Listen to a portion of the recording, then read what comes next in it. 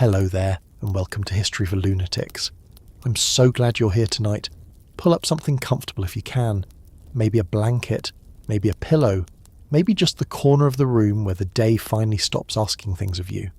Tonight we're going somewhere that is not usually introduced with softness, because the story itself is too large, too painful, and too important to treat carelessly. We're going to talk about the Great Migration, and more specifically, why so many black Americans risked almost everything they had to leave the American South and begin again in places they had often never seen, with money they barely had, with children beside them, with relatives crying at the station, with a paper suitcase in one hand and a train ticket in the other. This is not a story about people simply moving for better weather or higher wages, or a fresh start in the casual way we sometimes talk about moving today. It is not the story of someone scrolling through apartments in a new city, comparing neighborhoods, checking commute times, and deciding that maybe Chicago sounds exciting, or Detroit seems promising, or New York might be worth a try. For millions of black Americans in the 20th century, leaving the South was not a lifestyle choice. It was a gamble made under pressure.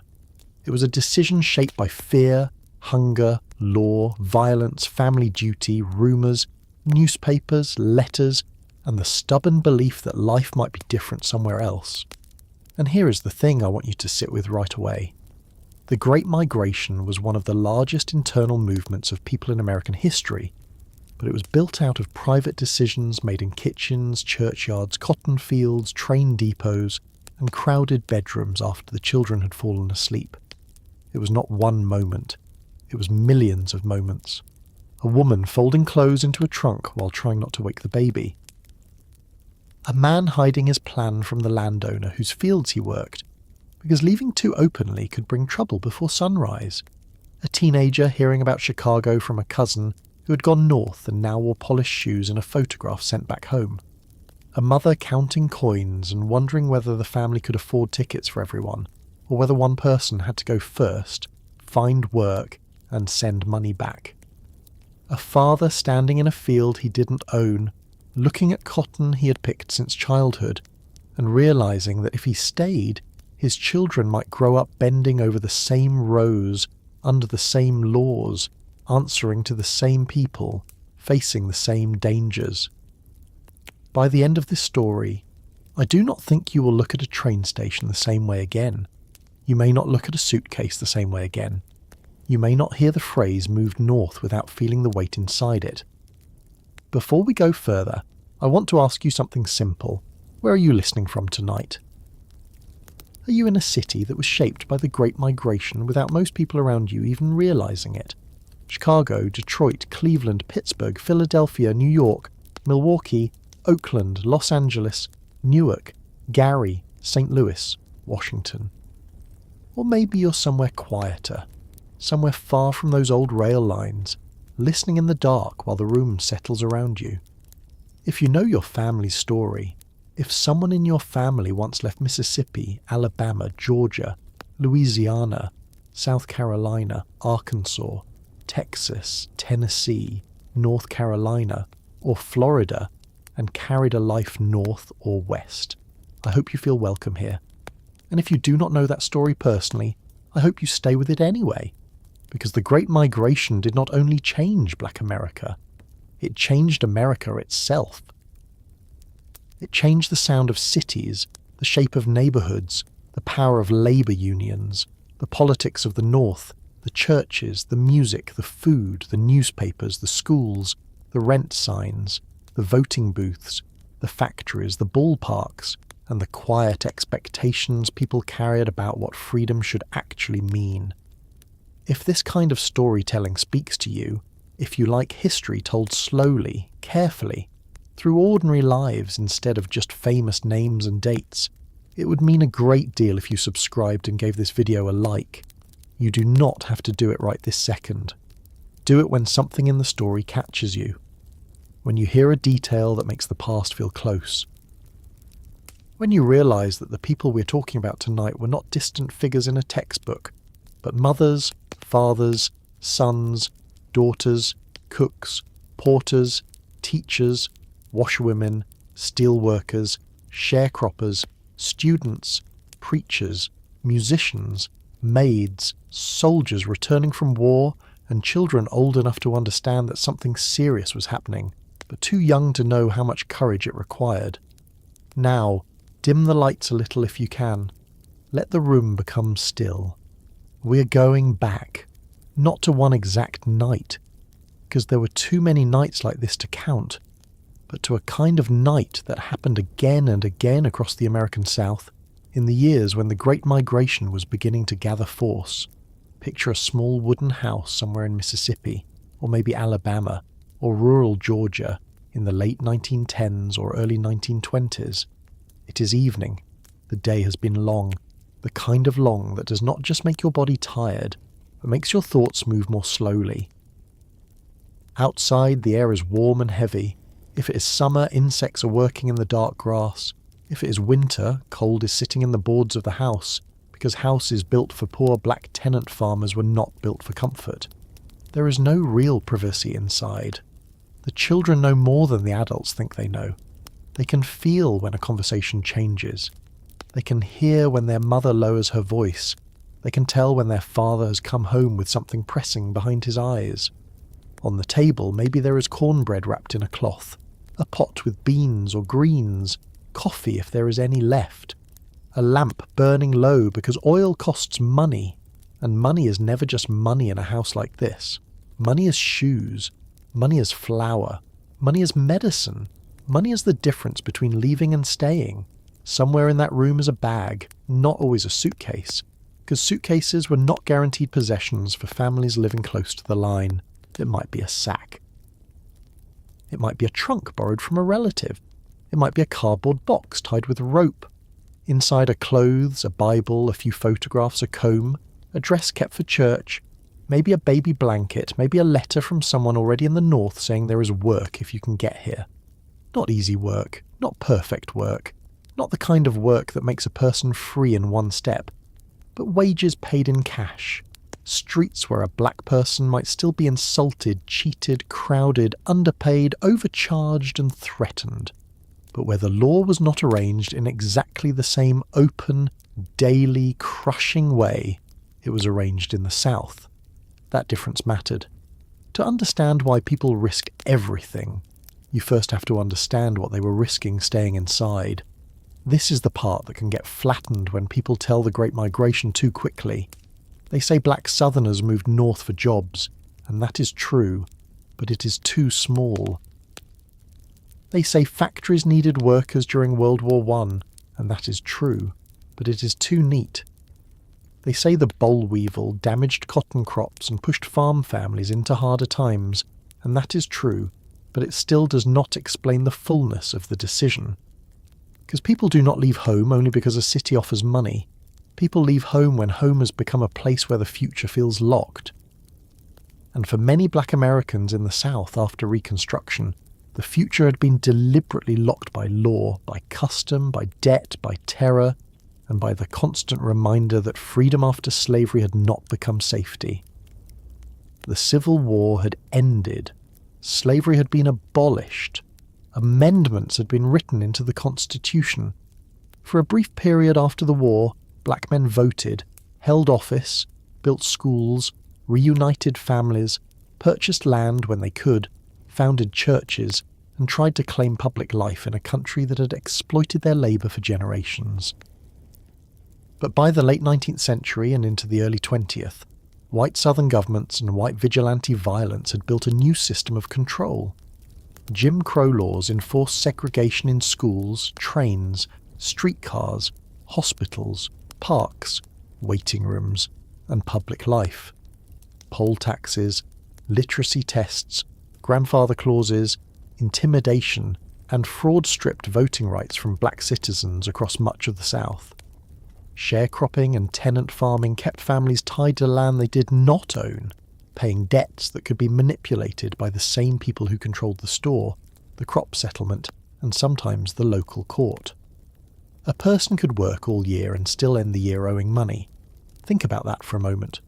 Not work all year and fail to get ahead. Work all year and be told that somehow, after the harvest, after the hauling, after the accounting, after the supplies and interest and charges and deductions, you owed more than before. That is not just poverty. That's a cage made to look like a contract. And around that cage was the threat of violence. Not vague violence, not theoretical violence. Lynching, beatings, arson, arrests on false charges, forced labour through the convict lease system, and the everyday danger of violating racial etiquette that was never fully written down but could be enforced brutally. A black man could be threatened for looking too confident. A black woman could be endangered for refusing disrespect. A child could learn early which sidewalks, doors, tones of voice and silences were expected. The rules were everywhere. The rules changed whenever white power needed them to change. And because they were often unwritten, they kept people alert all the time. That kind of alertness wears on a person. It enters the shoulders. It changes how parents speak to children. It teaches a family to measure a town by where trouble might come from. Now, this does not mean the South was only suffering. That would be untrue, and it would be unfair to the people who made lives there. Black Southern life held beauty, skill, humour, music, worship, foodways, language, mutual aid, family networks, schools built with sacrifice, churches that served as political and spiritual centres, and communities that survived because people cared for one another when the wider world refused to. Home was not empty. Home was not loveless.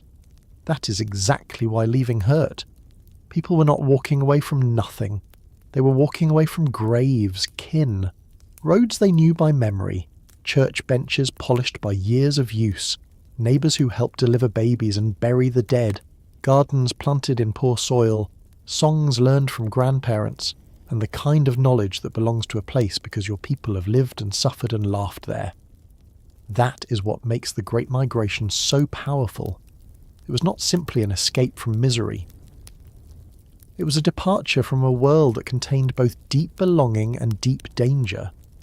So when someone packed a bag in that small house, the bag held more than clothing. It held a question that must have been almost impossible to answer cleanly. What do you owe to the place that raised you when that same place is trying to keep you small? What do you owe to the people you love when staying near them may mean your children inherit the same fear? What kind of courage does it take to leave? And what kind does it take to remain? These are not easy questions, and we should not pretend that the people who left answered them lightly. The newspapers of the period tell part of the story. The Chicago Defender, one of the most influential black newspapers in the country, circulated far beyond Chicago, often passed from hand to hand in southern towns where white authorities did not want its message spreading. Its pages carried news, job information, stories of northern possibility, and sometimes direct encouragement to leave. The paper helped make distant cities feel reachable. A person who had never seen Illinois could read about wages in stockyards, steel mills, railroads, hotels, private homes, and factories. They could see photographs of black life in northern cities, not free from racism, not safe from exploitation, but different enough to matter. Letters mattered too. Maybe they mattered even more. A letter from a cousin in Detroit might describe long shifts and crowded rooms, but also money sent home, a coat bought new, a child attending a better-funded school, a chance to vote, a streetcar ridden without the same southern rules, a church full of people who had come from the same counties back home. Letters did not need to lie to be powerful. Sometimes a single, honest sentence was enough. There is work here. Come if you can. Imagine receiving that sentence after another year of cotton. Imagine reading it after another threat, another insult, another settlement that left the family in debt, another election where your name could not become a vote, another funeral spoken about carefully because everyone knew what had happened, but not everyone could say it out loud. The North was not paradise. People knew that, or at least many suspected it. Word travelled both ways. They heard about cold winters, high rents, white neighbourhoods that resisted black families moving in, employers who gave the dirtiest and hardest jobs to black workers, unions that did not always welcome them, police who could be harsh, and northern racism that hid behind different manners but still shaped daily life. But the comparison was not between perfect and imperfect. That is a modern mistake. The comparison was between one danger and another, one set of limits and another, one version of the future and another. When people boarded trains during the Great Migration, they were not stepping out of racism into equality. They were stepping out of one racial order into another one, with the hope that the second one might leave more room to breathe. That hope was not naive, it was practical. It was based on wages, votes, schools, crowds, anonymity, and the possibility that in a city of hundreds of thousands or millions, a person might not be so easily trapped by one landowner, one sheriff, one white merchant, one county, one rumour. There is something important about the train itself.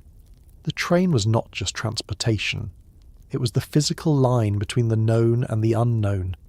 Families leaving from places like New Orleans, Jackson, Birmingham, Memphis, Atlanta, or small towns feeding into those stations often travelled in segregated cars, carrying food wrapped for the journey because dining options could be restricted, expensive, or humiliating.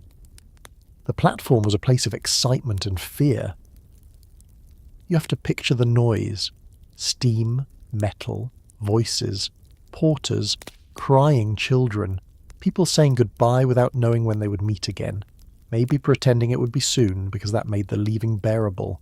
Some migrants left in groups, some left alone, some left openly after making arrangements. Others left quietly because employers tried to prevent black workers from departing, especially when labour was scarce. There were reports of southern authorities arresting or intimidating labour agents who recruited black workers for northern jobs. There were planters who complained that their labour force was disappearing. That alone tells you something. If leaving had been so easy, so ordinary, so harmless, powerful people would not have worked so hard to stop it. A black family's departure could be treated almost like theft, as if their labour belonged to the land and the people who profited from it. That is one of the central truths of this story. The risk was not only what waited ahead, the risk was also being caught in the act of choosing for yourself. Now, I want to bring this back down from the scale of millions to the size of one room, because history becomes harder to misunderstand when we put people back inside their actual lives. The lamp is still burning low. The children are pretending not to listen. The adults are talking about who will go first. Maybe the father goes ahead to find work and sends for the family. Maybe an older daughter goes to live with an aunt in Chicago and work as a domestic servant. Maybe the whole family goes together because separation feels too dangerous, too painful, or too uncertain. There are debts to consider. There is the crop to consider. There are white people who may ask questions if they see too much packing. There is the matter of the train fare. There is the fear that the promised job will not be there. There is the fear that it will be there, and that even so the city will swallow them. There is the fear of leaving elderly parents behind.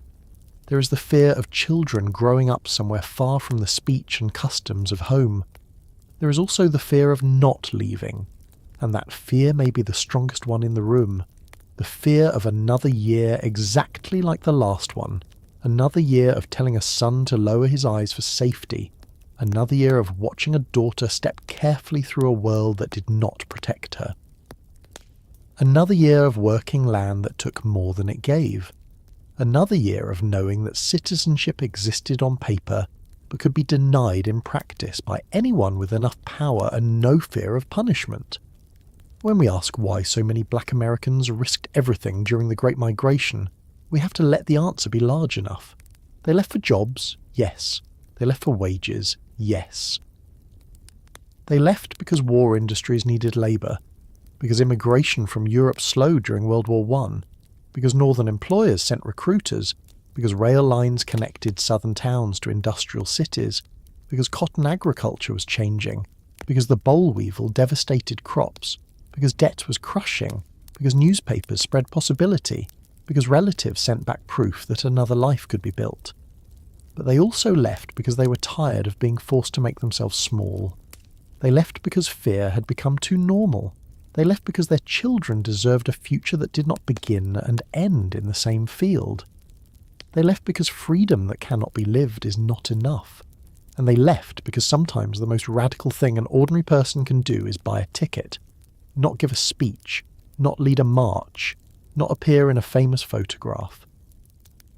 Just leave the place that insists you belong at the bottom and take your labour, your children, your name, your church clothes, your recipes, your grief, your skill, your anger, your hope, and your memory somewhere else. There is nothing small about that. The numbers can make it sound inevitable, as if 6 million people simply flowed north and west because history had decided it would happen. But no migration feels inevitable to the person standing at the door. To that person, it feels like a decision made with imperfect information. It feels like a train time written down carefully. It feels like a neighbour told only at the last minute. It feels like a mother checking the children's clothing twice. It feels like a man pressing money into his pocket and touching it again and again to make sure it is still there. It feels like silence when someone asks too many questions. It feels like the last look at a road you may never walk again. It feels like guilt, relief, fear, and determination all moving in the body at once. And as the night deepens in that small southern house, as the lamp burns lower, and the adults stop talking because there is nothing left to decide tonight, the bag remains where it is. Not dramatic, not glowing, not symbolic to the people in the room, just a bag. But inside it is the beginning of a break in American history, one that will carry southern black culture into northern cities, reshape music from blues to jazz to gospel to soul, strengthen black newspapers and churches and political machines, provoke white backlash in neighborhoods and workplaces, fuel new forms of activism, and change the balance of American elections. All of that is still ahead. For now, there is only the house, the low light, the children listening, and the knowledge that leaving will cost something. Staying will cost something too. And before anyone can understand the train ride, the cities, the jobs, the crowded apartments, the cold streets, the first paycheck, or the shock of northern racism, we have to understand the place that made departure feel not only possible, but necessary. The place that made departure feel necessary was not a single place, even though we often speak of it as one. The South was not one road, one county, one crop, one accent, or one kind of suffering.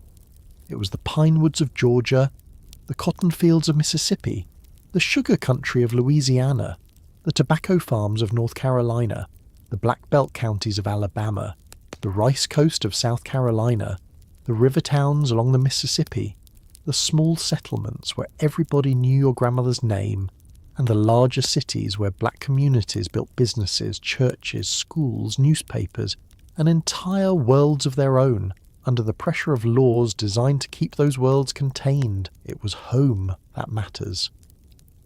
It is too easy from a distance to imagine that the people who left must have looked at the South only with hatred or exhaustion, as if they were running from a blank place that offered them nothing but cruelty.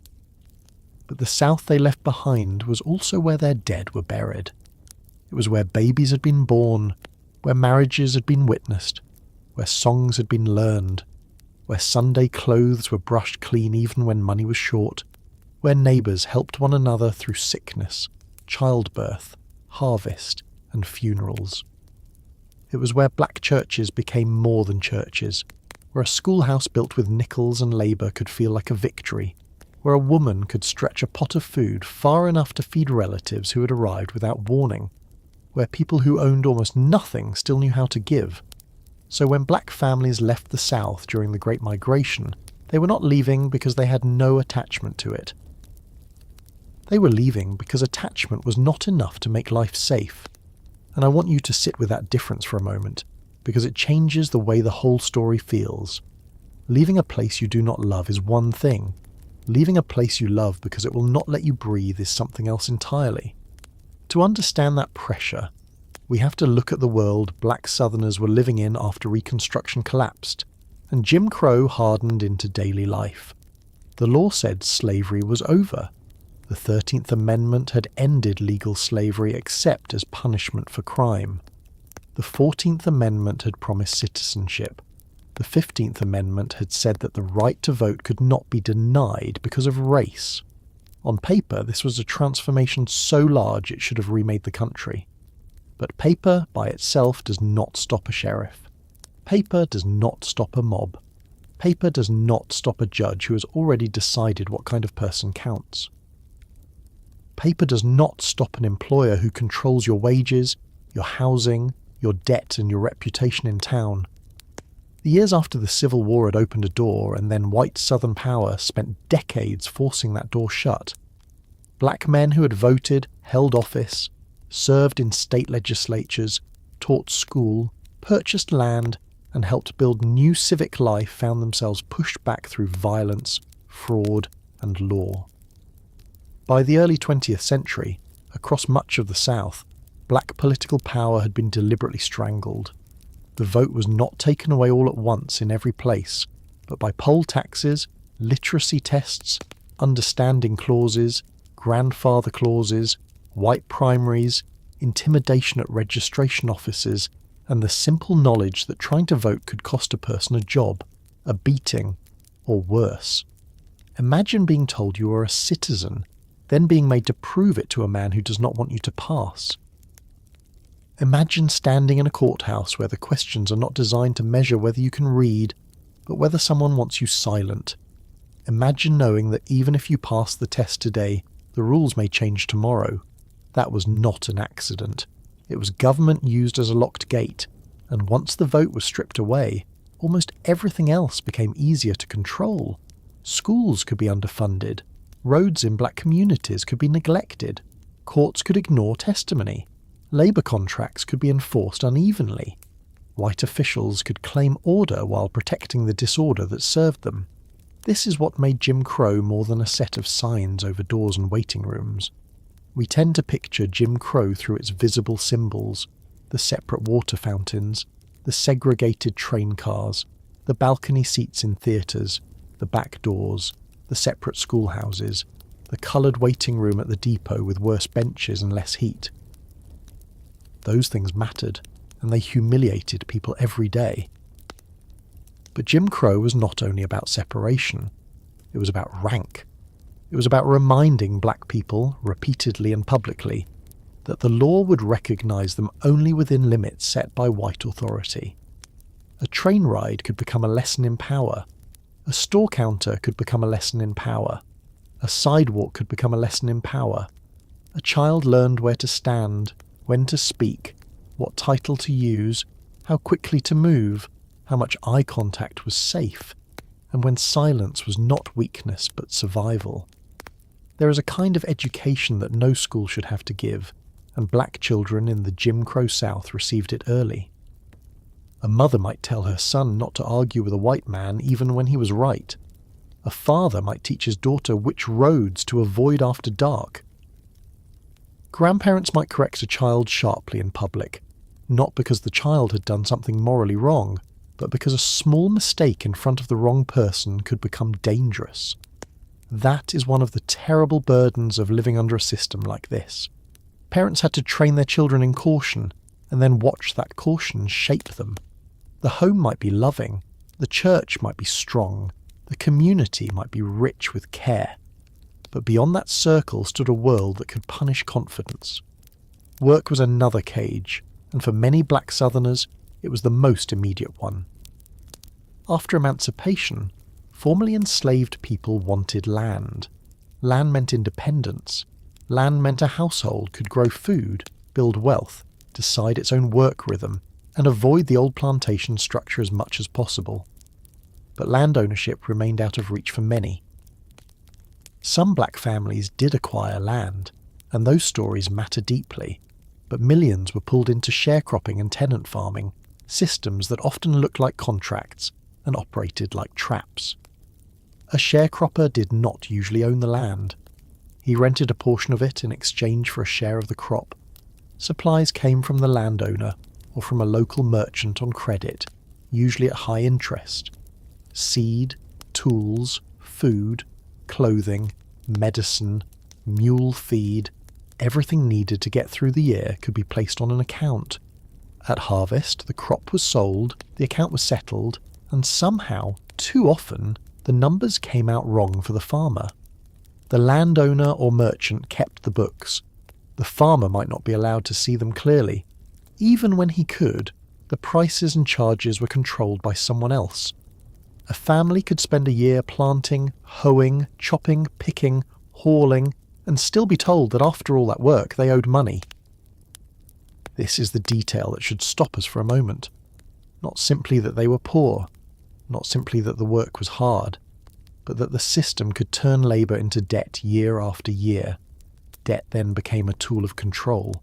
If you owed money, could you leave? If the landowner said you could not leave until the account was settled, what did freedom mean? If local law enforcement sided with him, what did a contract mean? If a person slipped away to another county or another state, could they be pursued? The answer varied by place and moment, but the fear was real enough to shape behaviour. A family planning to leave sometimes had to do so quietly, because a public departure could provoke retaliation. The crop system needed labour. White landowners knew it. When northern recruiters began encouraging black workers to leave for industrial jobs, some southern officials treated the movement almost as a threat to public order, not because black families were committing a crime by leaving, but because their leaving challenged the labour structure the South depended on. The freedom to move is one of the simplest forms of freedom. It is so simple that people who have it rarely think about it.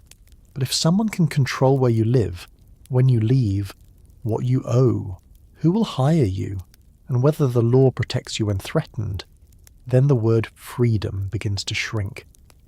Now picture the working day itself. Cotton did not care how tired a person was. The crop set the rhythm. In planting season, chopping season, picking season, everyone worked. Men, women, and children. A child might miss school because the field needed hands.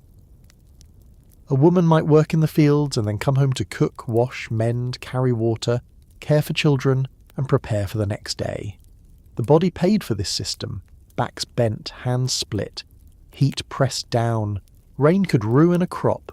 Drought could ruin a crop. The boll weevil, a small beetle that spread across southern cotton country in the late 19th and early 20th centuries, damaged crops so badly that families already living close to the edge found themselves pushed even closer.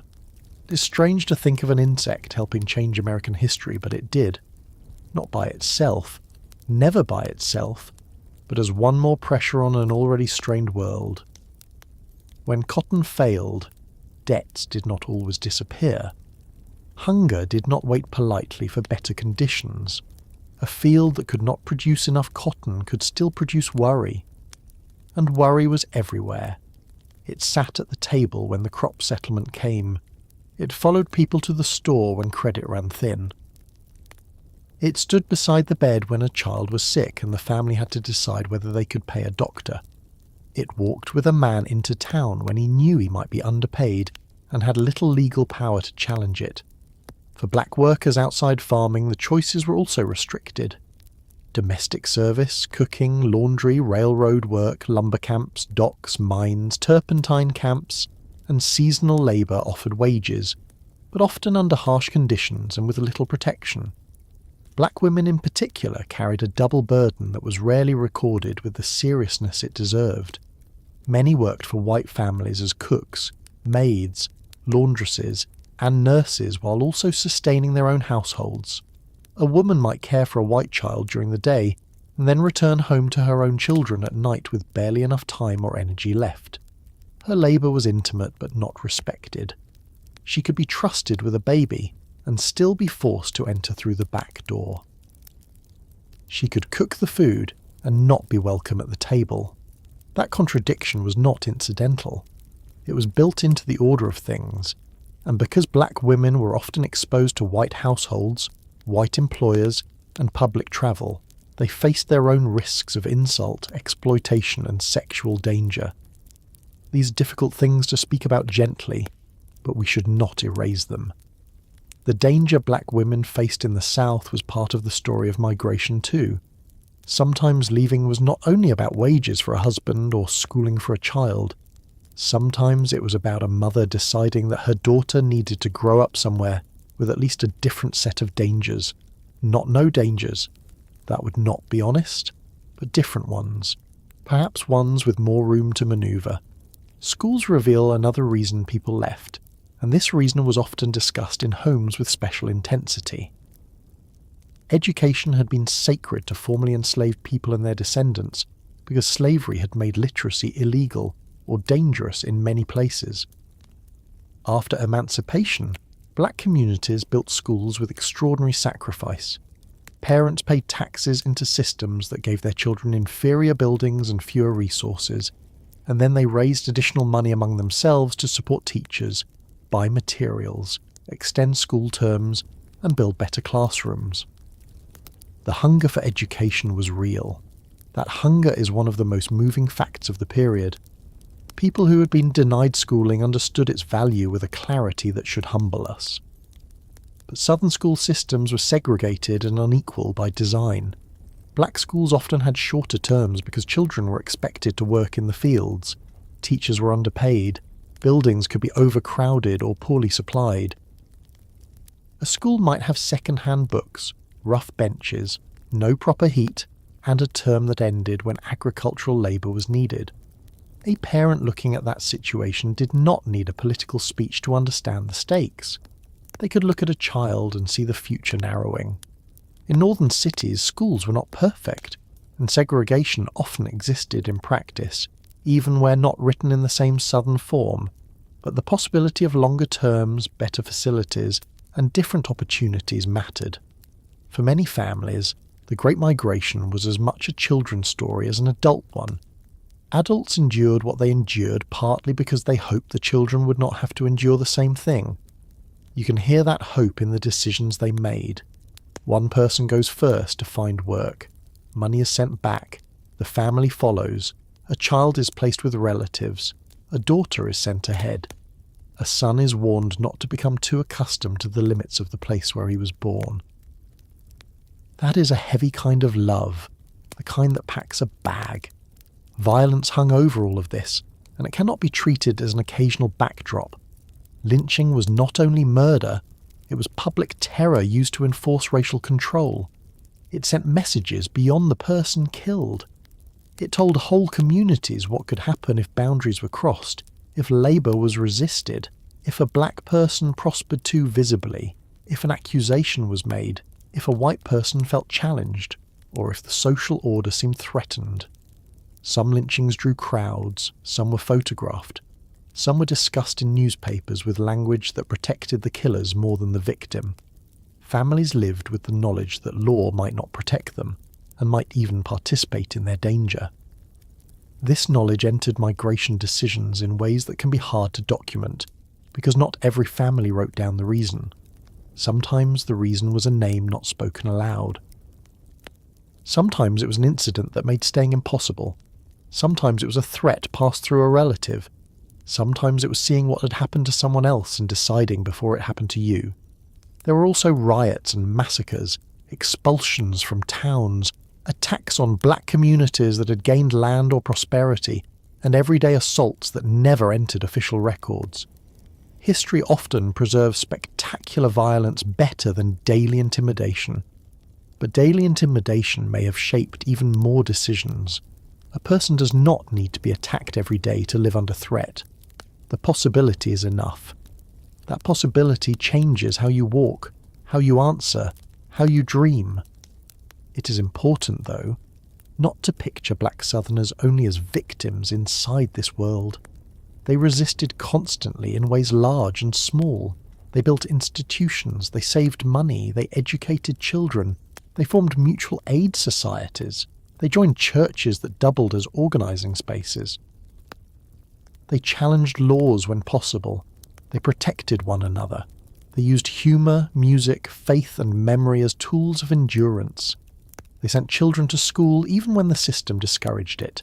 They bought land when they could. They left jobs when they found better ones. They negotiated, evaded, prayed, planned, argued and survived.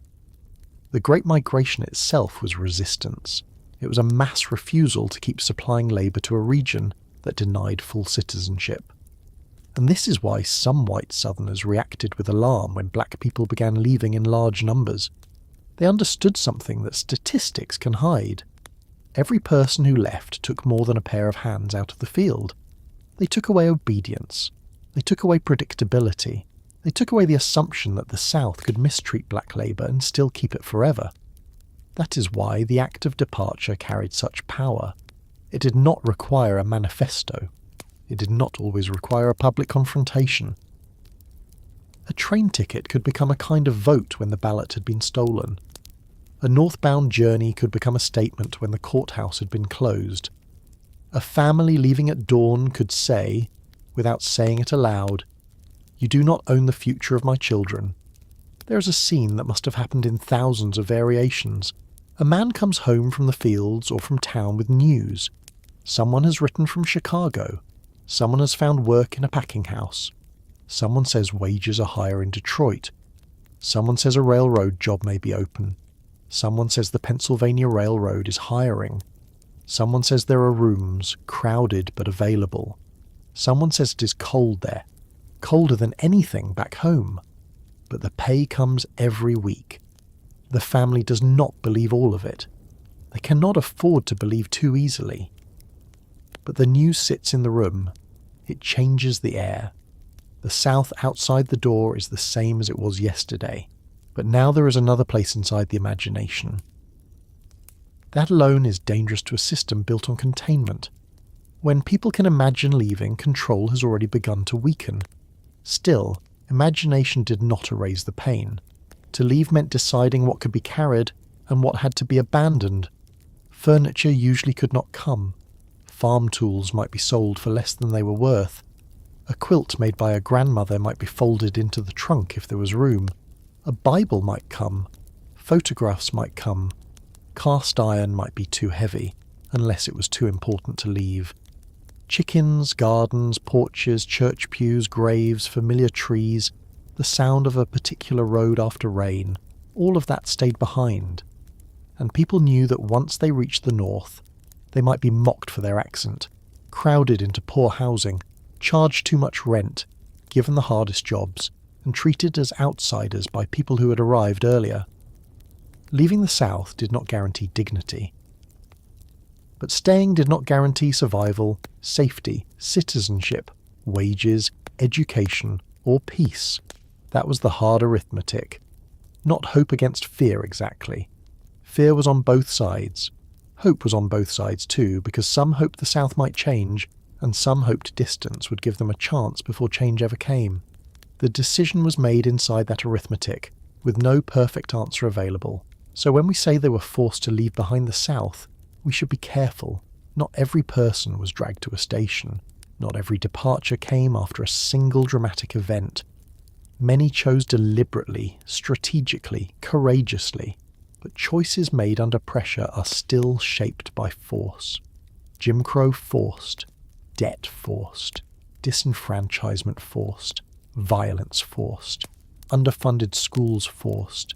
Low wages forced. The insult of being grown and still addressed like a child by white people with less character but more power forced. The knowledge that your children would inherit the same daily negotiations forced, and because the force was spread across law, labour, custom and threat, it could appear ordinary to those who benefited from it. That is one of the most disturbing things about the world they left. It did not always announce itself as crisis. It often arrived as routine. The separate door, the unfair account, the shortened school term, the warning from a parent, the lowered voice, the unpaid debt, the courthouse test, the field at sunrise, the white man who expected deference, the silence after bad news, the newspaper report that made everyone look away. Day after day, These ordinary pressures accumulated until the extraordinary act of leaving became thinkable. And once it became thinkable, the messages from outside the South began to matter more. A letter could matter. A newspaper could matter. A rumour heard after church could matter. A photograph of a cousin standing on a northern street could matter.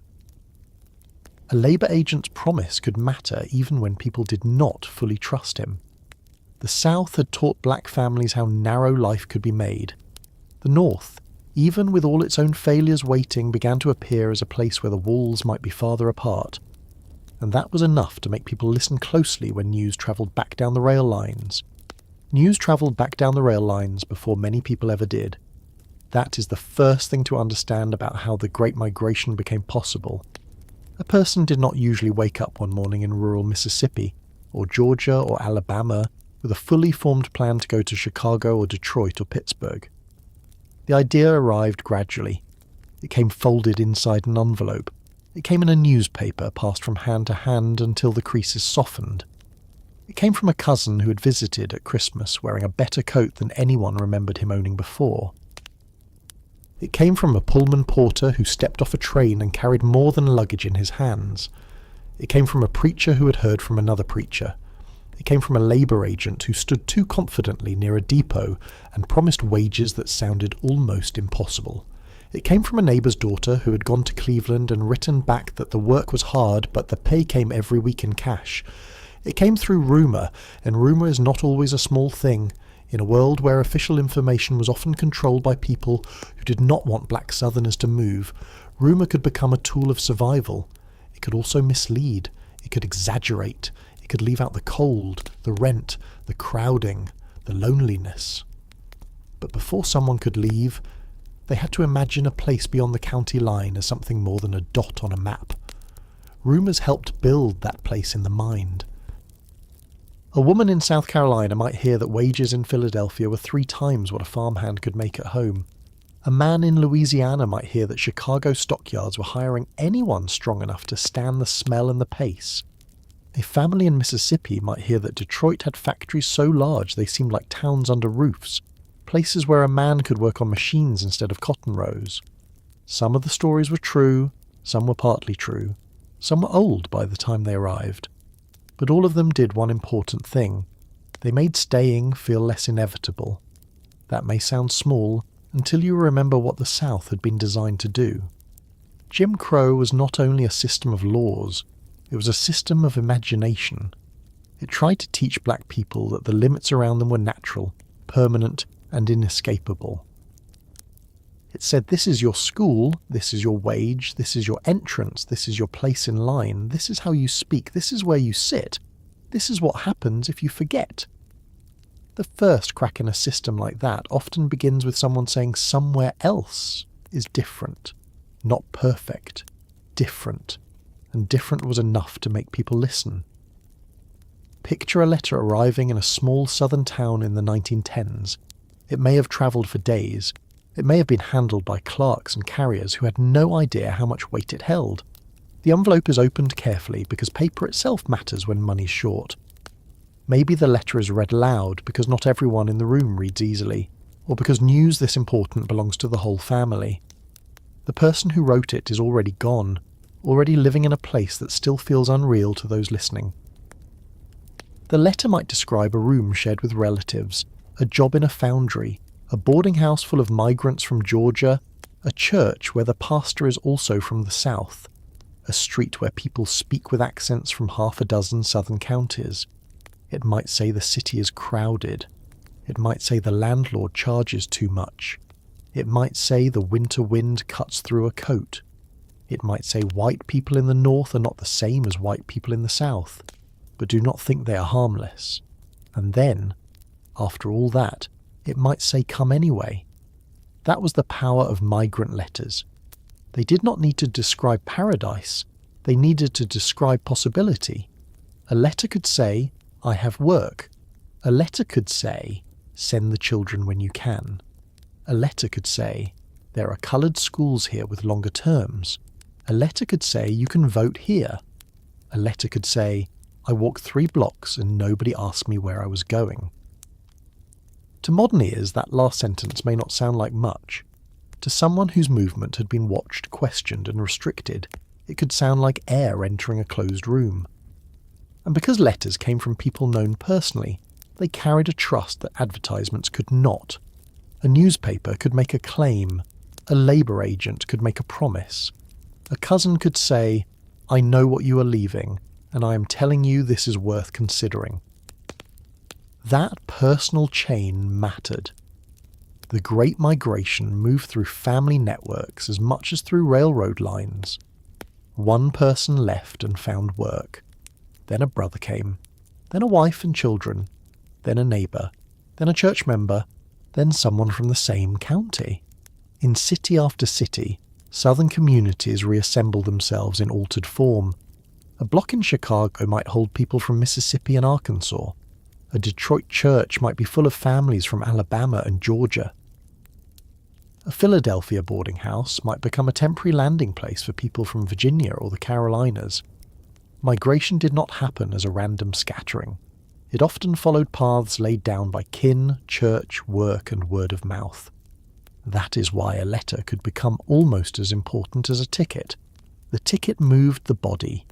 The letter moved the decision. There is something deeply human about that. Before people trust a map, they often trust a voice. Before they believe in a city, they believe in someone who has reached it. Now let us talk about the newspapers, because without the black press, the Great Migration would have unfolded differently. Newspapers were not background noise in this story. They were engines. They were messengers, organisers, witnesses, and sometimes agitators in the best and most necessary sense of that word. Among the most important was the Chicago Defender, founded in 1905 by Robert S. Abbott, a black newspaper that became one of the most influential publications in black America. It did not simply report that people were leaving the South, it encouraged them to consider leaving. It published stories about opportunities in the North, printed reports of racial violence in the South, criticised Jim Crow openly, and presented Chicago and other northern cities as places where black people could claim more of the rights they had been promised. The paper's language could be bold, sometimes deliberately dramatic, because it was speaking to people who had been forced to measure every public word carefully. It offered a voice that did not bow. That alone had power. In some southern communities, white authorities and employers understood that power very clearly. Copies of the Defender were discouraged, watched, or informally banned in places where planters feared losing workers. But a newspaper does not need official permission to travel if enough people believe it matters. Pullman porters, black railroad workers who served passengers on sleeping cars, became some of the most important unofficial distributors of black newspapers. They travelled between north and south constantly. They heard news in one city and carried it to another. They handled luggage for white travellers while moving information among black communities. A porter might leave a newspaper in a barbershop, a church, a waiting room, a boarding house, or directly in the hands of someone hungry for news. Think about that quiet chain. A newspaper printed in Chicago, bundled, placed on a train, carried by a black worker whose job required discipline and careful manners in front of white passengers, passed into the hands of southern readers who might gather round it like a small fire. Inside were stories they would not see told the same way in white newspapers. Lynching reports named as outrages. Northern job openings described. Migrant success stories displayed. Editorials urging courage. Photos of black men and women in city clothes, standing on sidewalks that looked crowded, hard and alive. The Defender did not create the desire for freedom. That desire was already there. But it gave that desire a schedule, a destination, and a language. It helped people imagine migration not as abandonment, not as failure, not as running away, but as a collective movement toward something owed. That distinction mattered. Many people who left the South had been taught by necessity to keep their plans quiet. Public confidence could be dangerous, but reading a newspaper that said thousands were thinking the same thing made the decision feel less lonely. The Pittsburgh Courier, the Baltimore Afro-American, the Norfolk Journal and Guide, and other black newspapers also helped create a shared world of information, argument, and possibility. They connected people across distances at a time when distance still felt large. A person in a rural county could read about debates in a northern city, about lawsuits, churches, schools, jobs, housing battles, political campaigns, performers, athletes, and ordinary migrants who had done the thing that now sat in the reader's mind. The newspaper allowed a reader to belong to a national black conversation even before leaving home. That may be one of the least visible but most important parts of the story. Migration begins not only when someone boards a train, but when they learn that their private frustration is part of something larger. The black press helped make that connection visible. It said, "You're not the only one thinking about leaving. You're not the only one tired. You're not the only one being cheated. You're not the only one who wants school for your children, wages for your labour, safety for your family, and a vote that counts." The paper did not have to be gentle about it, and often it was not. It could be direct because the conditions were direct. At the same time, we should not imagine that every reader believed every word without question. Black Southerners were not naive. They knew newspapers could promote, persuade, and exaggerate. They had seen promises broken before. They knew a photograph could show a man in his Sunday best and not show the room he shared with 5 other people. They knew a report of high wages might not mention layoffs, dangerous conditions, or discrimination at the factory gate. They knew that a city could shine in print and still be cold in the body. People debated the news. They asked travellers for confirmation. They read letters beside newspaper claims. They compared one account against another. That is what makes this network so interesting. It was not one-way persuasion. It was a conversation spread across miles. News came north and south, back and forth.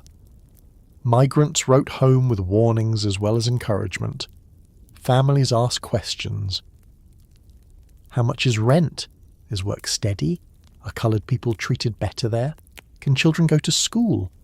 Is it true a man can vote? Is food expensive?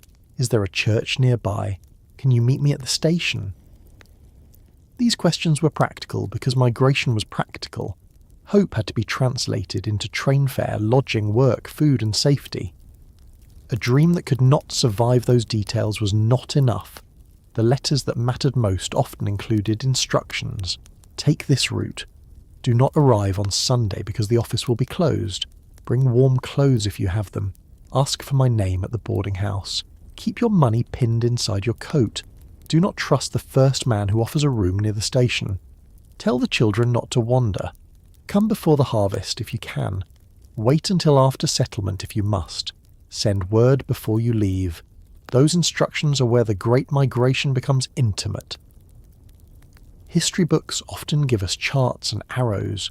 Southern states to northern cities. Numbers rising decade by decade. Lines thickening across maps. Those charts are useful, but they do not show a woman reading a letter twice because she cannot afford to misunderstand it. They do not show a man hiding an address in his shoe. They do not show an older child memorizing the name of a station in case the family is separated. They do not show how much of this movement depended on trust. The rumour, the letter, the newspaper, the labour recruiter, the returning cousin, the porter, the preacher, the neighbour who knew somebody in Chicago. Each piece of information reduced the size of the unknown. Not enough to remove fear. Nothing could do that. But enough to make motion possible. Labour agents added another layer to the story, and they were often controversial figures. Northern industries needed workers, especially during World War I, when European immigration slowed and war production increased demand for labour. Steel mills, meatpacking plants, railroads, shipyards, foundries and factories looked southward. Employers and agents recognised that black southern workers were experienced with hard labour and were being paid far less than industrial jobs might offer. Recruiters travelled into the south promising wages that sounded extraordinary compared to farm earnings. Sometimes the offers were legitimate, sometimes they were incomplete, sometimes they led workers into dangerous jobs, strike-breaking situations, or cities where housing was already strained. Southern planters often hated these recruiters because they threatened the labour supply. Some towns tried to regulate or block recruiting. Agents could be arrested, harassed, or driven away. But the interest was there because wages mattered. Cash wages, especially regular cash wages, had a meaning beyond the amount. In sharecropping, a family might work for months and still face an account controlled by someone else. In industrial work, even difficult, dirty, dangerous industrial work, the paycheck could come weekly. A person could hold it, count it, send part of it home, use it to bring another family member north. That regularity carried dignity, or at least the possibility of planning. And when letters home included money, they became proof more convincing than any advertisement.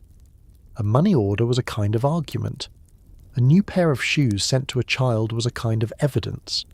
A photograph taken in a northern studio could be studied by relatives back home for clues. Look at his coat, look at her hat, look at the children dressed for school, look at that street. Is that really where they live now? Photographs were not simple vanity. They were messages. They said, I made it this far. They said, the city is real. They said, I am still myself, but something has changed. And sometimes they said, you can come too. There must have been so much reading between the lines.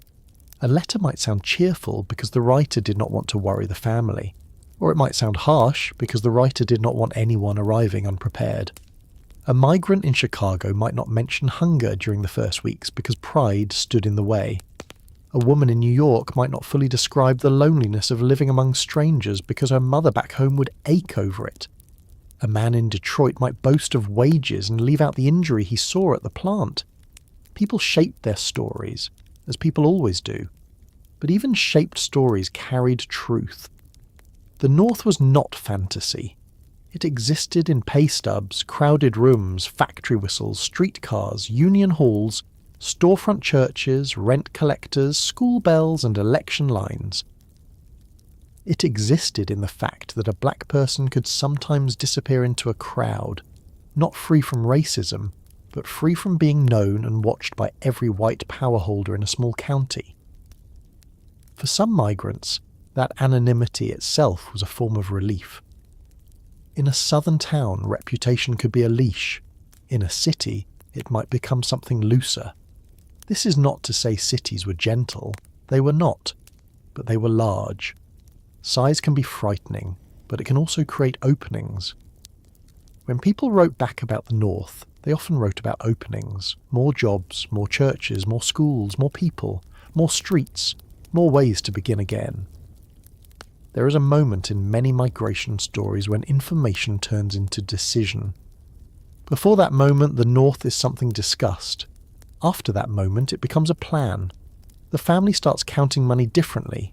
A person who used to listen casually now asks exact questions. Which train? How much fare? Who will meet me? What work is available? How soon can I send for the children? That shift might happen after a bad crop settlement, after a threat, after a child is denied schooling, after a cousin's letter arrives, after a lynching in a nearby county, after a recruiter's visit, after reading a newspaper editorial that says what the reader has felt for years but rarely heard stated so plainly. It might happen slowly, over months, until one evening the talk changes from maybe to when. And once that happens, the household itself begins to feel different. Ordinary objects become part of the plan. A trunk in the corner is no longer just storage. A good dress becomes something to travel in. Coins hidden away become train fare. A name written on paper becomes a destination. The railroad schedule becomes more than a schedule. It becomes a map out. This is where rumours, letters and newspapers did their deepest work. They did not remove the risk. They gave the risk a direction. Without direction, fear can trap a person in place. With direction, fear may still be present, but it begins to move with you. And in town after town, county after county, black families began to gather enough direction to act. White Southerners who depended on black labour often tried to dismiss the movement as foolishness stirred up by outside agitators or false promises. That explanation was convenient because it avoided the truth. People did not need outsiders to teach them that they were underpaid, unprotected, and denied basic rights. They lived that knowledge every day. What newspapers and letters did was not invent dissatisfaction. They confirmed it. They gave it company. They provided addresses, examples, routes, and proof that others had already stepped beyond the old boundaries. There is a particular kind of courage that grows when you discover you're not alone. It does not always announce itself loudly. Sometimes it looks like asking a cousin to send a little more information. Sometimes it looks like hiding a newspaper under a mattress. Sometimes it looks like reading an article aloud in a barbershop while everyone pretends they are only half listening. Sometimes it looks like a church conversation after service, held in low voices near the door. Sometimes it looks like a young man saying he wants to try his luck up north, and an older woman saying, "Right when you get there." Beneath all of that was a movement beginning to gather force, not because a single leader commanded it, but because millions of private lives were reaching the same conclusion. The South had made staying costly. The North, through rumour, letters, and print, had made leaving imaginable. Between those two facts, history began to move. Now return to that house again, the one we entered before, with the low lamp and the listening children. The family has heard enough by now that the North is no longer just a word.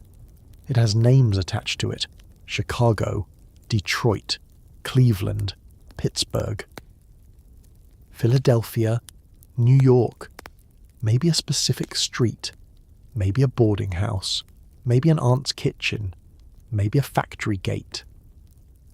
On the table is a letter, folded and unfolded so many times the edges are soft.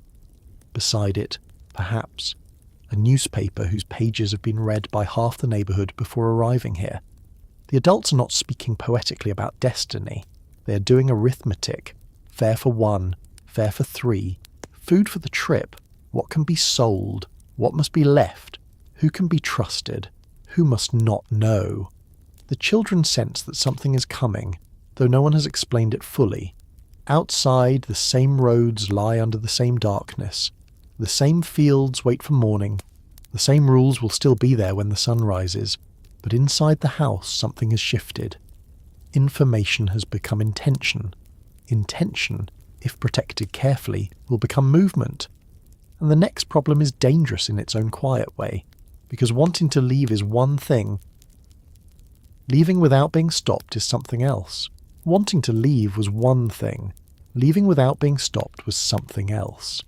That is where the Great Migration becomes more tense than many people realise, because the decision did not always become public the moment it was made. In many families it had to be protected. It had to be held quietly, passed between only the people who needed to know, kept away from employers, landlords, local merchants, sometimes even neighbours who might talk without meaning harm.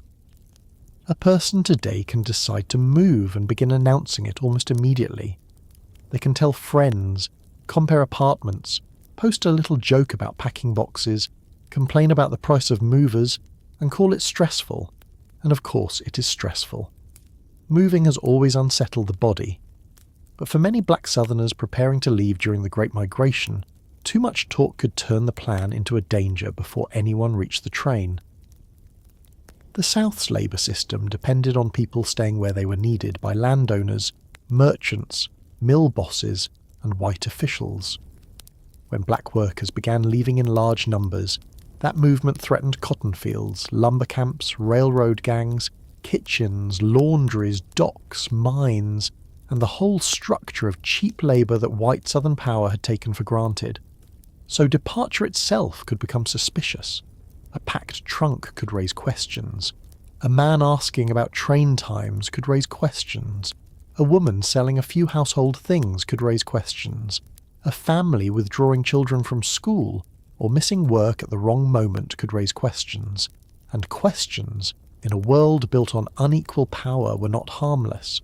They could bring a visit from the landowner. They could bring pressure from a merchant who said the account was not settled.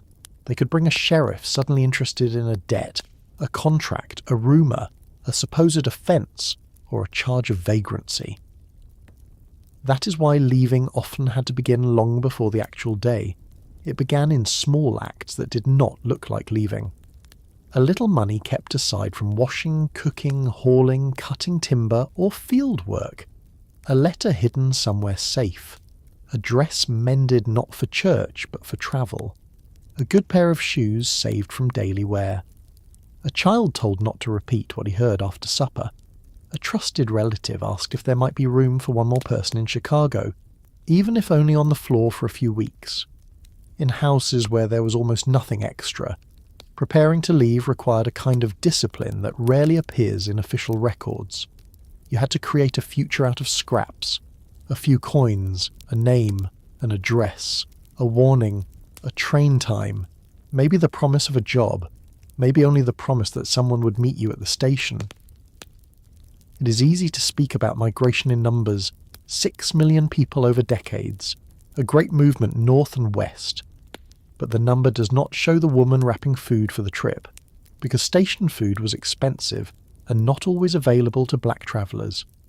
It does not show a man checking his pockets again and again because losing the fare would undo months of planning. It does not show the teenager told to keep quiet if white men at the depot asked where the family was going. It does not show the grandmother who knows she's too old to make the journey and tries to smile while her children and grandchildren prepare to leave the only place she's ever known. There were departures that happened openly, of course. Not every family slipped away in the dark. Some people finished a crop year, settled what they could, said their goodbyes, bought tickets, and left with the knowledge of the community around them. Some left from towns where migration had become so common that everyone understood the pattern. But even in those cases, the leaving carried risk. A landowner might refuse to pay what was owed. A merchant might suddenly discover new charges on an account. A white employer might threaten to report a worker for breaking a contract. Local officials in some places tried to regulate or discourage labour recruiters because they knew northern jobs were pulling black workers away.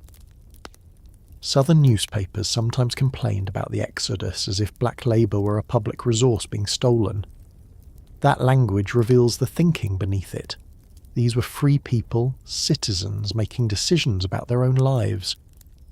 But many white Southerners spoke as though their departure were an offence against the region itself. The very act of leaving exposed the lie at the centre of the system.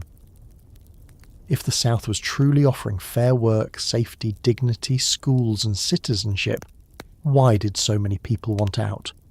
That question was easier to suppress than answer, so families learned caution. They learned to move in ways that did not invite interference. Some sold possessions quietly, not all at once. A chair to one neighbour, a tool to another, a quilt kept, because some things cannot be sold even when money is short. Livestock, if there was any, might be disposed of through relatives or left in someone's care. Renters and sharecroppers usually had little furniture worth moving and even less money to move it. This is why so many migrants travelled with what could be carried. The famous image of the migrant suitcase is not just sentimental, it is practical. You carried the clothes that would let you arrive respectably. You carried documents if you had them, letters, maybe a birth record, maybe a marriage certificate, maybe not. You carried food wrapped in cloth or paper. You carried a Bible if that was the book that anchored the household. You carried photographs because leaving without faces was too much. You carried the addresses that mattered most. You carried the children's things if they were small enough. Everything else belonged to the old life, or to the people left behind, or to the landlord, or to no one at all. The decisions must have been brutal in their plainness. What fits? What is too heavy? What can we replace? What will we never see again? For people who'd already been denied so much, leaving sometimes required giving up the few objects that proved continuity. A bed frame, a table, a sewing machine, if the family had one, tools, pots, a mirror, a trunk too large for the fare paid. We should not make objects more important than people, but household objects carry memory. A table is not only wood if children learn to read beside it. A pot is not only iron if it fed 3 generations. A chair is not only a chair if a father sat there every night after work. Migration turned families into judges of their own past. This comes, this stays, this is sold, this is entrusted, this is lost. And while those choices were being made, the outward routine often had to continue. The field still expected bodies. The white household still expected laundry. The mill still expected workers. Children still needed feeding. Church still met on Sunday. A woman preparing to leave might still wash for a white family that had no idea she was counting the days until she would never come through that back door again. A man might still answer a landowner with the expected politeness, while knowing that in a week, or a night, or a month, he would be gone. There is a particular tension in that kind of silence. It is not simply secrecy. It is self-control under observation. It is the discipline of not showing your future to people who might try to take it from you. The emotional cost of that is hard to measure. Saying goodbye is one of the ways human beings make leaving bearable. But many migrants had to limit goodbyes, delay them, disguise them, or say them quickly. A person might visit a relative and not fully explain that this was the last time for a long while. A mother might hold her own mother longer than usual but not say why in front of everyone. A church family might know and pray quietly, or they might not know until after the train had gone. In some communities, migration became common enough that farewells took on a familiar shape. Still, every goodbye had its own ache. The people leaving did not know what the North would do to them. The people staying did not know whether the letters would come. Travel was not as simple as boarding a train in comfort and waiting to arrive. For black travellers in the Jim Crow South, the station itself could be a place of humiliation and risk. Segregated waiting rooms, segregated ticket windows in some places, separate coaches, unequal treatment from conductors and station officials, the constant need to know which rules applied in which location. A family had to arrive early enough not to miss the train, but not so early that they attracted unwanted attention. They had to manage children, luggage, food, tickets, and fear in public. Public space was never neutral under Jim Crow. A depot could hold both escape and danger at the same time. That is worth lingering on. The same building that offered a way out could also remind a person exactly why leaving was necessary. You might buy a ticket to Chicago and still be forced into a coloured waiting room before boarding. You might be bound for a city where you hope to vote, work and walk with less fear, while still being addressed with disrespect by a ticket agent who understood that in this town, on this day, he had the power. The journey north did not begin with freedom.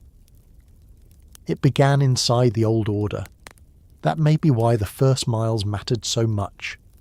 Until the train crossed certain lines, until the landscape changed, until the conductors changed, until the rules shifted, the migrant was still moving through the world that had made leaving dangerous. The train might be headed north, but the South did not release people easily in the mind. Some left after threats, some left after violence, some left after years of accumulated insult and debt. Some left because a relative had already made the path. Some left to avoid being forced into unfair labour. Some left because they had been recruited. Some left because the school term was too short and their children were growing.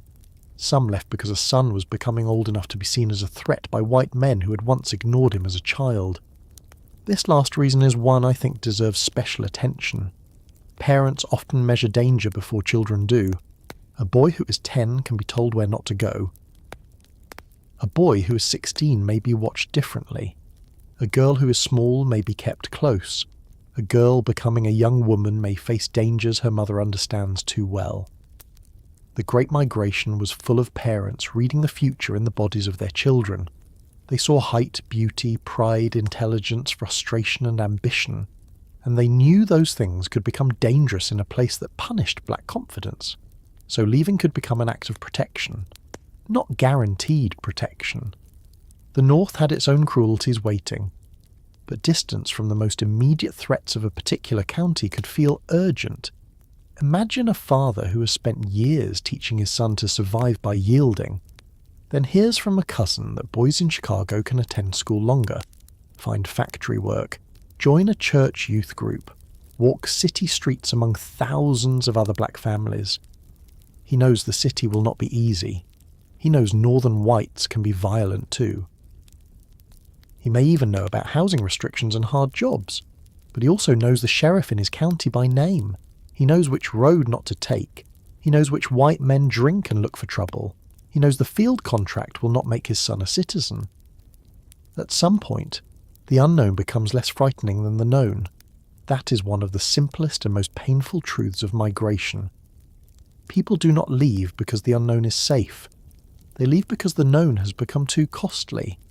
The timing of departure could be shaped by agricultural cycles, labour contracts, school terms, weather and money. Some waited until after harvest because leaving before settlement might bring conflict or leave the family without even the small amount they expected. Others left before harvest because waiting was impossible, or because a northern job had to be taken immediately. Some left in waves during the winter months when farm labour demands were lower. Others left whenever the chance appeared.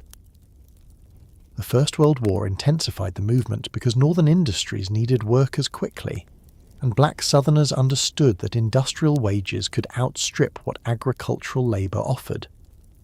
But even when jobs were available, the act of getting to them required coordination. Who would meet the train? Where would the traveller sleep the first night? How would they find the work site? What if the job was gone? What if the relative's room was already full? What if the city police harassed newcomers near the station? What if a labour agent had lied? These were not minor worries. They were the difference between arrival and disaster. Migrants often relied on networks that had been built by earlier migrants. Churches, fraternal organisations, boarding houses, relatives, hometown associations, black businesses and informal contacts helped turn arrival into survival. But from the southern side of the journey, much of that support was still imagined through letters and promises. A person preparing to leave had to trust a chain that could break at any point. This is why the station farewell carried such force. Once the ticket was bought and the train approached, the plan left the world of talk and entered the world of consequences. The family could still turn back perhaps, but turning back would carry its own shame, its own financial loss, its own danger if too many people now knew the intention. The moment of boarding made the decision visible. Maybe not to everyone. Maybe only to the conductor, the porter, a few relatives, some strangers, and God. But visible enough. There are accounts of migrants leaving secretly at night or before dawn, and even when we do not have a written account for every family, the pattern makes sense. Darkness could protect a departure. Early morning could reduce questions. A person might walk to a station miles away rather than board at the closest one, simply to avoid being recognised. A family might travel first to a larger town, then take a train from there. Someone might leave under the pretense of visiting relatives and never return. These details remind us that mobility was not evenly distributed. White Americans could move for opportunity and be praised for ambition.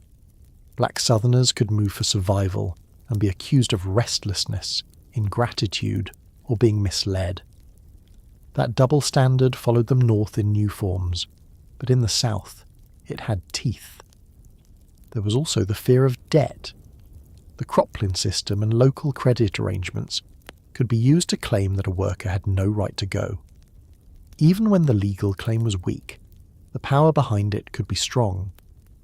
A landowner did not always need a law on his side if custom, violence, and local officials were enough. Debt could become a story told about a person after they left. They ran off owing money. They broke their word. They were tempted by outsiders. Such accusations mattered because reputation mattered. Migrants often had to leave knowing that people with power might speak badly of them once they were gone. But there comes a point where staying to protect your reputation among those committed to your subordination becomes another kind of trap. Some chose the accusation and took the train anyway. I want to bring this down again to the small details, because the small details are where you can feel the human weight of it. A mother wakes children before dawn and tells them to be quiet. They dress in the dark or near a low lamp. The youngest does not understand and asks too many questions. Someone hushes him gently, then more sharply, because sound matters. Food has already been wrapped. Maybe fried chicken, biscuits, cornbread, sweet potatoes, boiled eggs, whatever will hold through the journey and not require buying from places that may refuse service or charge too much. The room looks strange because the things most important are packed, and the things left behind seem suddenly exposed. A neighbour may arrive to help carry a bundle. An older relative may stand by the door saying practical things because practical speech keeps grief from taking over. Do you have the address? Keep the children close. Right when you get there, do not lose that ticket. In these moments, people often avoid saying the largest thing plainly. I am afraid I will never see you again. I am afraid the city will hurt you. I am afraid staying would hurt you more. I am proud of you. I wish I were going. I wish you did not have to go. Instead, they say, write soon. They say, mind the children. They say, keep your money safe. They say, the Lord be with you. And then the door closes. That sound must have stayed with people. A door closing behind a life. The walk to the station might be short or long. If it was daylight, every passing face could feel like a question. If it was dark, every sound could feel enlarged. At the depot, there might be others leaving too, some trying to look calm, some clearly excited, some frightened, some dressed in their best because arrival mattered. People wanted to step into the new city with dignity. That mattered more than comfort. A man might wear a suit not because the journey was easy in a suit, but because the world looked at black migrants and judged them harshly. A woman might dress children carefully, so they would not be mistaken for disorderly or poor in the way outsiders used poverty as an accusation. Respectability was not vanity. It was armour, imperfect armour, but armour all the same. The ticket in hand could feel almost unbelievable. Such a small piece of paper for such a large change. A person could hold it between two fingers. It could be lost, stolen, torn, sweated through, tucked into a Bible, pinned inside a coat, or guarded by the oldest child. That ticket did not promise kindness. It did not promise housing. It did not promise equal pay. It did not promise that the North would welcome anyone. But it promised motion, and motion mattered. When a system depends on keeping people in place, motion becomes power. And when the train finally arrived, loud and hot and smelling of smoke, metal and coal, the moment did not wait for anyone to feel ready. That is another thing history sometimes forgets. People rarely feel fully ready for the most important decisions of their lives. They act because the moment has come. Bags are lifted. Children are gathered. Last words are spoken quickly. Someone cries. Someone refuses to cry. Someone waves from the platform with a handkerchief. Someone looks straight ahead because turning back would break them. The conductor calls. The steps into the car are climbed. The old world does not vanish, but it begins to move outside the window. And there, inside a segregated coach or a crowded car, with food wrapped beside them and a destination written carefully in a pocket, the people who had spent weeks or months protecting the plan finally enter the part of the journey that everyone talks about, and no one can fully imagine until they are inside it. The long ride between what they knew and what they hoped might be waiting. The train ride did not begin with freedom. That is important to remember. It began under the same rules that had made leaving necessary. A black family boarding in Mississippi, Alabama, Georgia, Louisiana, South Carolina, or any other Jim Crow state did not step directly from danger into relief. They stepped into a segregated car, often crowded, watched and uncomfortable, carrying the old order with them for the first part of the journey. The station might have had separate waiting rooms. The ticket window might have treated them with impatience or contempt. The conductor might speak sharply. The car assigned to black passengers might be older, dirtier, closer to the smoke and noise, less comfortable than the white coaches. And still, for many migrants, the moment the wheels began to turn must have felt like something had shifted in the body. Not safety, not yet, not welcome, not even certainty, but motion. The train was moving, and motion had meaning. Fields that had held generations in place began sliding past the window. Roads, cabins, trees, cotton rows, small stations, white depots, water towers, pine woods, river crossings, and towns where everybody knew who belonged and who did not began to fall behind. The old world was still visible, but it was no longer still.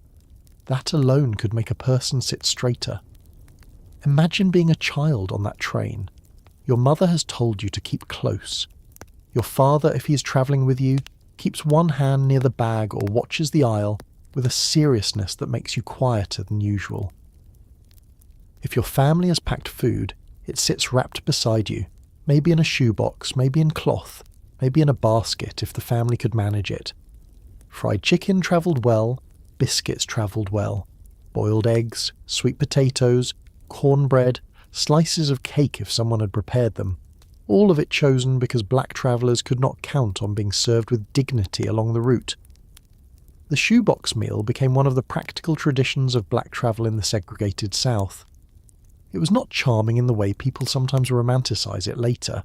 It was a solution to exclusion. If the dining car was unavailable to you, if station restaurants would not serve you, if buying food meant insult or risk, you brought what you needed. That food carried more than hunger. It carried planning. It carried the labour of the person who cooked it before dawn or late the night before. It carried care in a world that had made public care unreliable. A child might remember the smell of that food for the rest of his life, not because the meal was unusual, but because it was eaten while the family was suspended between lives. The train car itself had its own small society. Some passengers were migrants headed north for good. Some were only visiting relatives. Some were workers travelling for seasonal jobs. Some were soldiers or men who had served in the war and returned with a sharpened sense of what citizenship should mean. Some were women travelling alone, sitting alert, protecting themselves with posture and silence. Some passengers talked, some did not. It would be wrong to imagine the car as only solemn. Black travellers laughed, gossiped, prayed, shared food, watched one another's children, traded information, and compared destinations. A woman headed to Chicago might meet a man bound for Detroit who had heard that Ford's plants were hiring. Someone going to Pittsburgh might describe steel mills that blackened the sky. Someone else might say New York was too large, too expensive, too fast, but full of possibility if you had relatives there. In those conversations, the Great Migration continued to organise itself. Even after boarding, people were still learning how to migrate, which neighbourhoods were accepting newcomers, which employers cheated, which boarding houses were decent, which churches helped arrivals, which stations were confusing, which cities had work but no rooms. The train was not only transportation, it was a moving exchange of survival information. A person could board with one address and leave the train with 3 more. A family could learn that a cousin street was near a particular elevated line, or that a church basement sometimes helped migrants find lodging, or that a certain factory gate filled early and you had to be there before sunrise. These details mattered more than any broad promise of the North. The North, from inside the car, was not an idea. It was becoming a set of instructions. Keep the children close when you arrive. Do not hand your bag to a stranger unless you know who sent him. Have the address ready. If no one meets you, go to the church. If the room is full, ask for Mrs. So-and-so. Do not spend money at the station if you can help it. Get work fast. Send word home.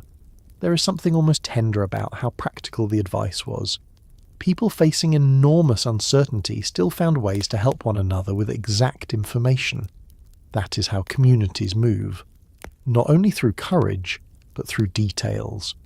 The routes themselves became part of family memory. The Illinois Central carried many migrants from New Orleans, Mississippi and Tennessee toward Chicago. Lines out of Atlanta, Birmingham, Memphis and other southern rail hubs connected people to the Midwest and Northeast. Some travelled to Cincinnati, then onward. Some went to St. Louis before moving farther north or west. Some headed through Washington or Philadelphia toward New York. Some moved in stages, not because the family intended a grand national journey, but because money, work, and contacts determined the next stop. A person might leave a small town for Memphis, work there briefly, then continue to Chicago. A family might first go to relatives in St. Louis, then send a son to Detroit. The Great Migration often looked less like one clean arrow and more like a chain of decisions. But on the train, the map became physical. The body felt every mile, wooden seats or worn cushions, heat in summer, cold draughts in winter, soot in the air if the windows opened, children restless, babies crying, adults trying to sleep without releasing their grip on the luggage. A night on a train can make time strange even for a comfortable traveller. For migrants carrying the weight of departure, it must have been stranger still. The dark outside the window showed very little. A person could see the reflection of the car more clearly than the land beyond it. Faces in glass, lamps overhead, bundles under seats, a sleeping child's head against a mother's shoulder, the old life somewhere behind, the new life somewhere ahead, and for a few hours neither fully reachable. That is one of the reasons the train ride has such power in migration history. It created a rare in-between space. On land, in the south, the rules were known and oppressive. In the north, the rules would be different but not yet understood. On the train, people had time to imagine, regret, worry, and measure themselves against the decision already made. There must have been moments when excitement rose sharply, then fell into fear. What if no one meets us? What if the job is gone? What if the city is worse than the letters said? What if the children get sick? What if the money runs out? What if going back becomes impossible? Then another thought would come. What if it works? What if the pay is real? What if the children stay in school? What if a man can walk into a polling place without the same old performance of humiliation? What if a woman can earn wages and keep them? What if the family can live where the landlord cannot also decide the crop settlement? Hope and fear did not take turns politely. They sat together. A person could feel both in the same breath.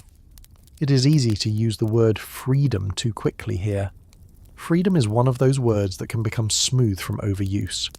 But for the people on those trains, freedom was not smooth. It had edges. It might mean leaving parents behind. It might mean arriving with less money than anyone should have in a strange city. It might mean taking the hardest job in a steel mill, stockyard, railroad yard, hotel kitchen, laundry or private home. It might mean being crowded into housing because white landlords and real estate boards shut black families out of many neighbourhoods. It might mean children teased for their southern speech. It might mean northern police, northern mobs, northern unions, northern employers, and northern schools all teaching new lessons about race. But even with those edges, freedom had a practical sound to it. A weekly paycheck, a longer school term, a ballot. A sidewalk where the old hometown rules did not apply in the same way. A church filled with people from back home. A newspaper office that spoke openly. A neighbourhood where the language of the South lived inside a northern street. Freedom for many migrants began as more room to act. Not unlimited room, more room. That distinction matters. People did not need a perfect place in order to prefer a different one. They needed enough possibility to justify the risk. Somewhere along the journey, depending on the route, the train crossed lines that were both real and not real. State lines, rivers, the old Mason-Dixon boundary in some cases, the Ohio River for some travellers. A change in conductors, a change in signage, a change in how strictly segregation was enforced. But crossing a line on a map didn't instantly remove racism from the air. That is another mistake we should avoid. The North was not innocent.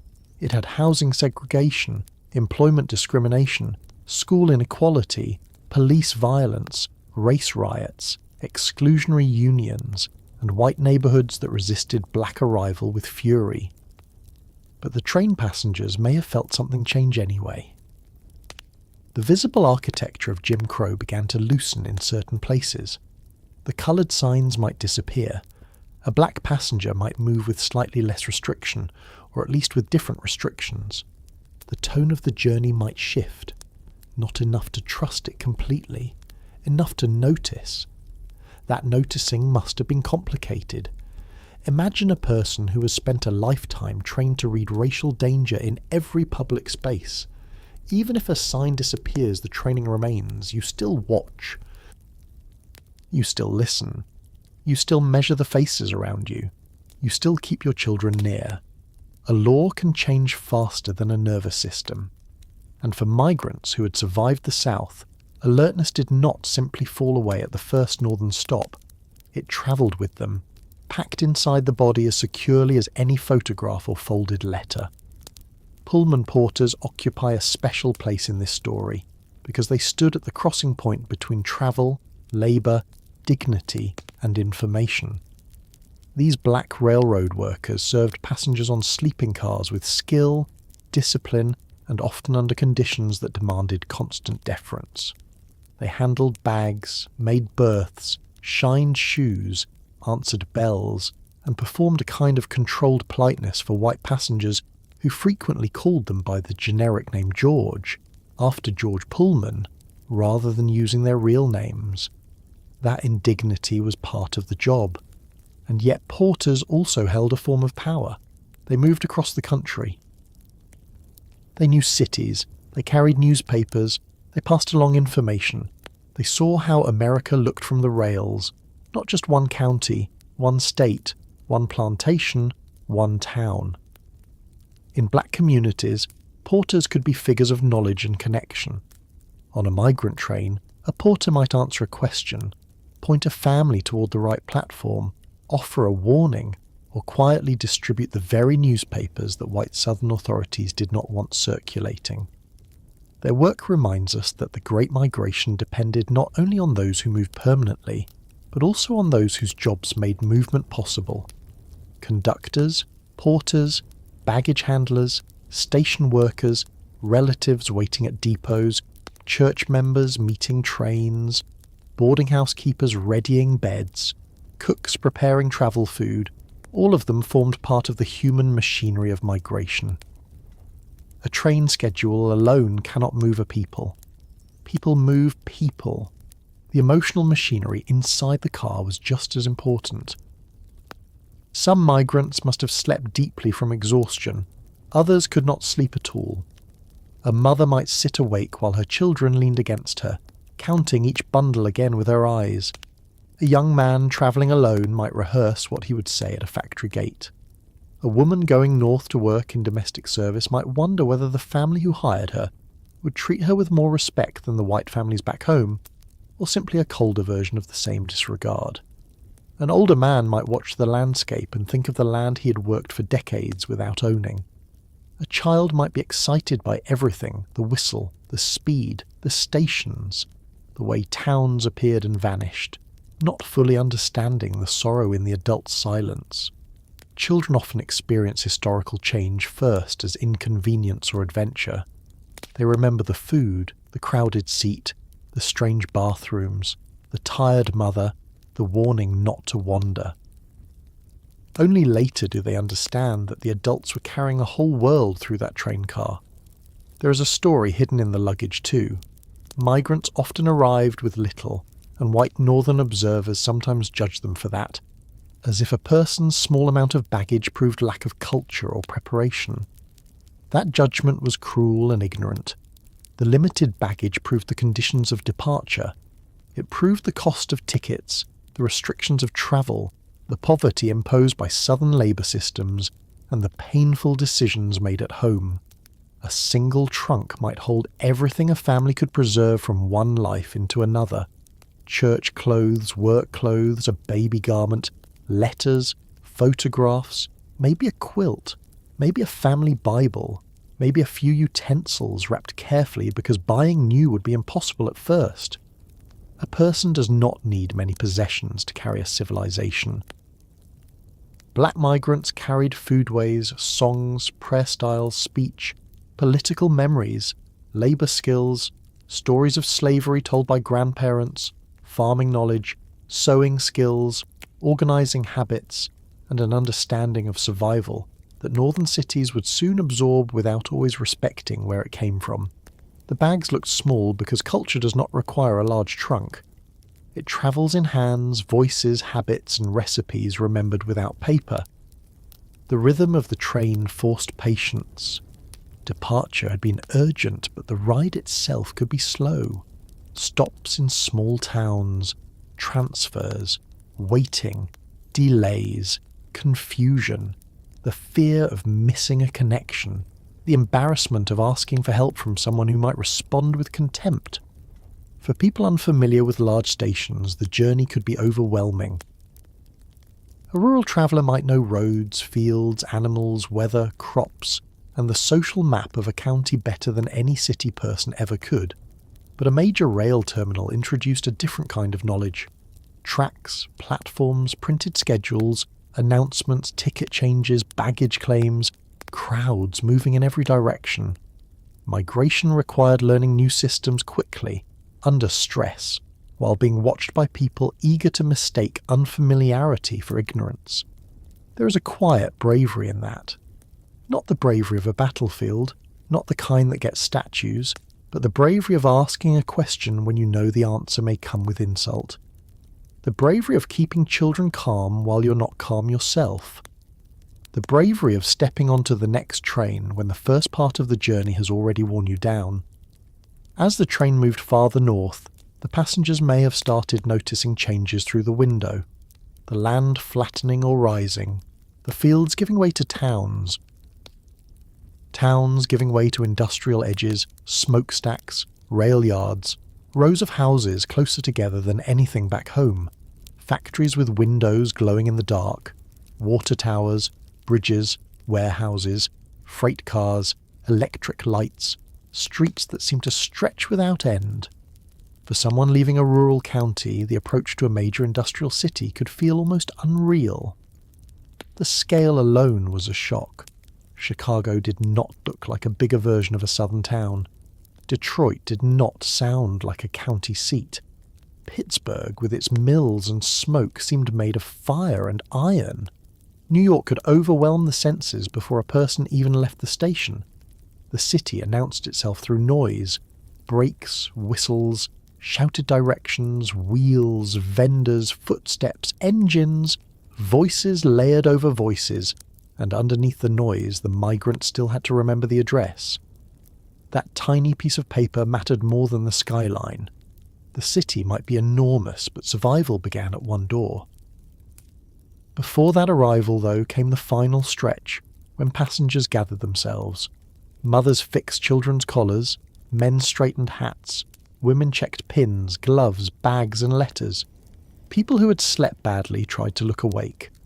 There was pride in arrival. Many migrants did not want to step into the north looking defeated. They wanted to arrive as people who had chosen movement, not as people washed up by hardship. That distinction mattered even if strangers did not see it. A person could be tired, frightened, poor, and still insist on dignity, maybe especially then.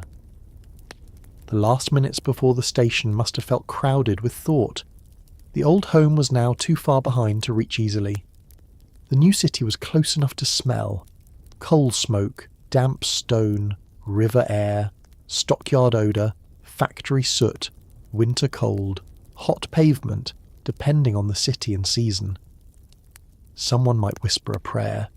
Someone might remind the children again not to let go. Someone might unfold the letter and check the address one more time. Someone might look around the car and realise that many others were doing the same. That recognition could steady a person. You were not the only one. You were part of a movement, whether anyone used that word or not. When the train slowed, everything that had been suspended came rushing back into motion. Bags had to be lifted. Children had to be woken. food wrappers gathered, tickets found, a hat retrieved from under a seat, a baby settled. The aisle filled. The brakes cried out. Outside the window, the platform appeared, crowded with people who knew where they were going and people who did not. Some faces searched the windows for relatives. Some migrants searched the platform for a familiar wave. The train came to a stop, and for a moment the whole journey narrowed to the gap between the car and the platform. That small step down was the end of one kind of risk and the beginning of another.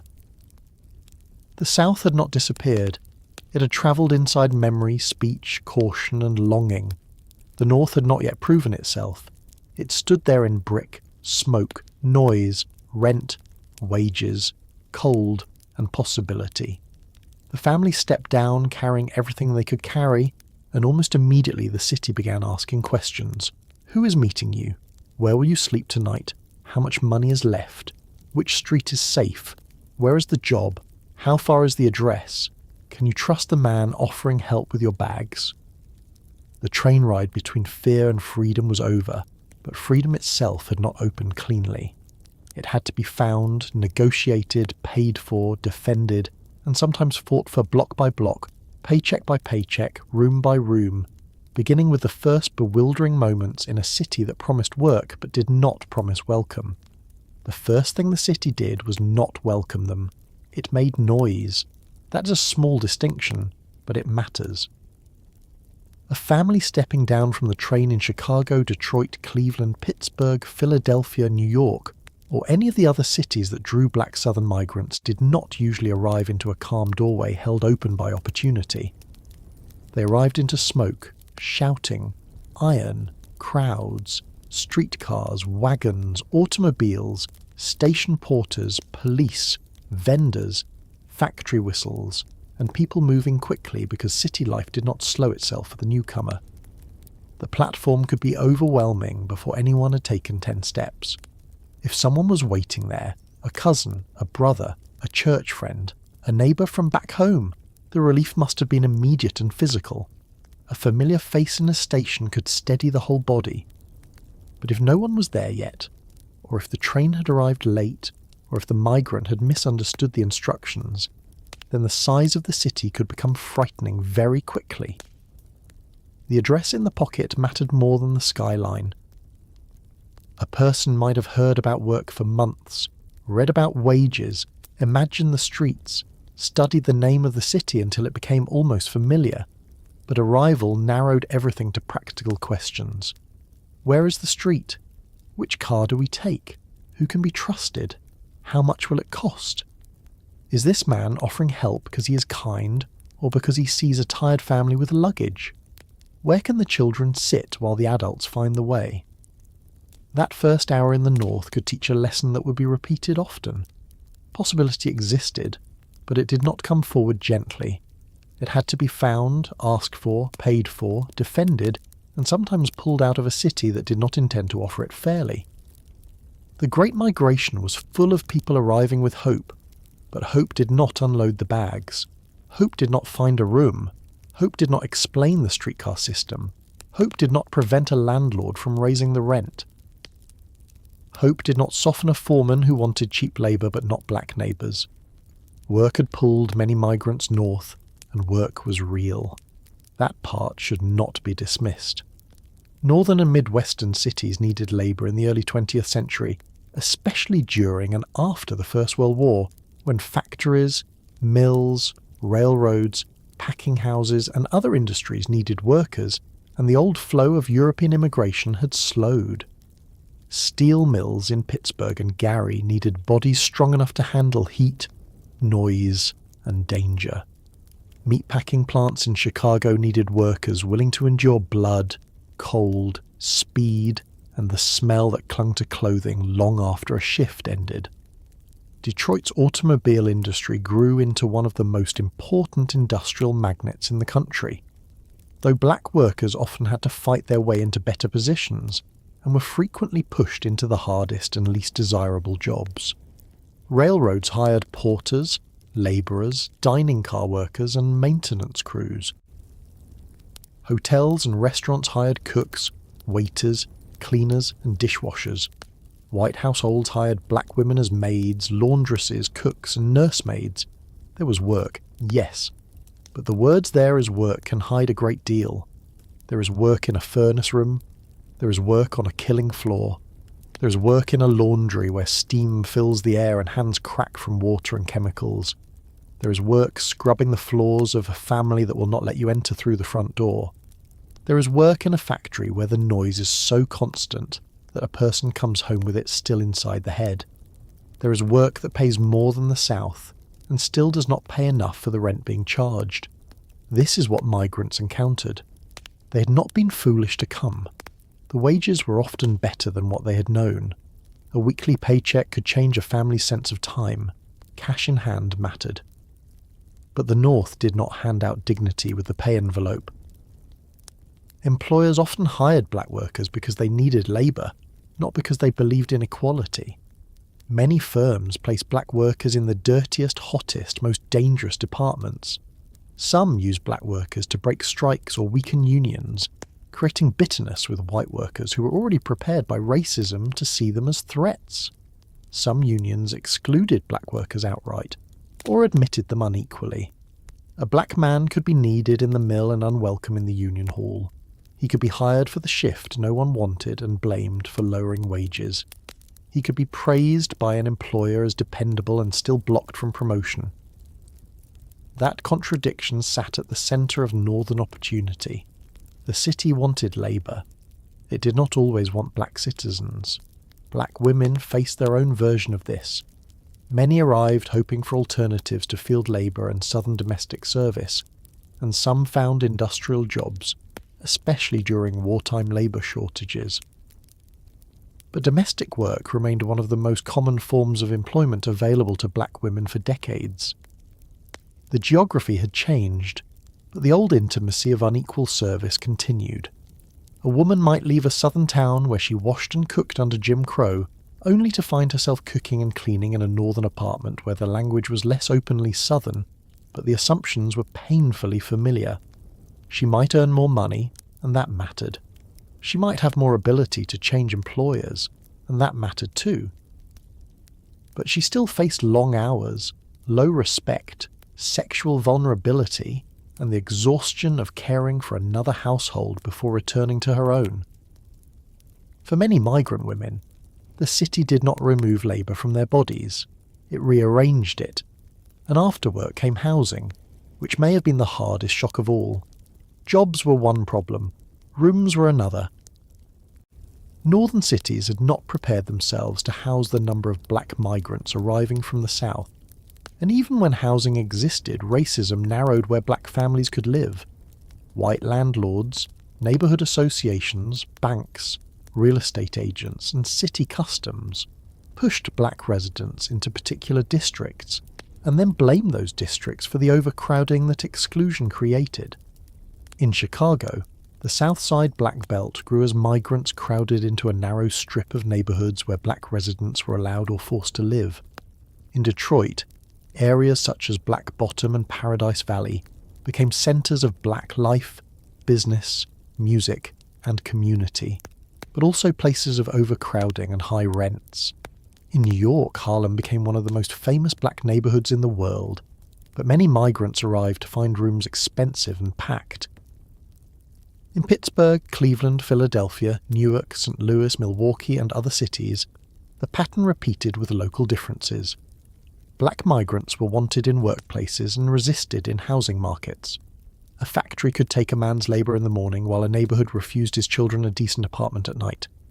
That is not a small hypocrisy. It shaped entire cities. Overcrowding was not a cultural preference. It was a condition created by exclusion. Families took in boarders because rent was high and rooms were scarce.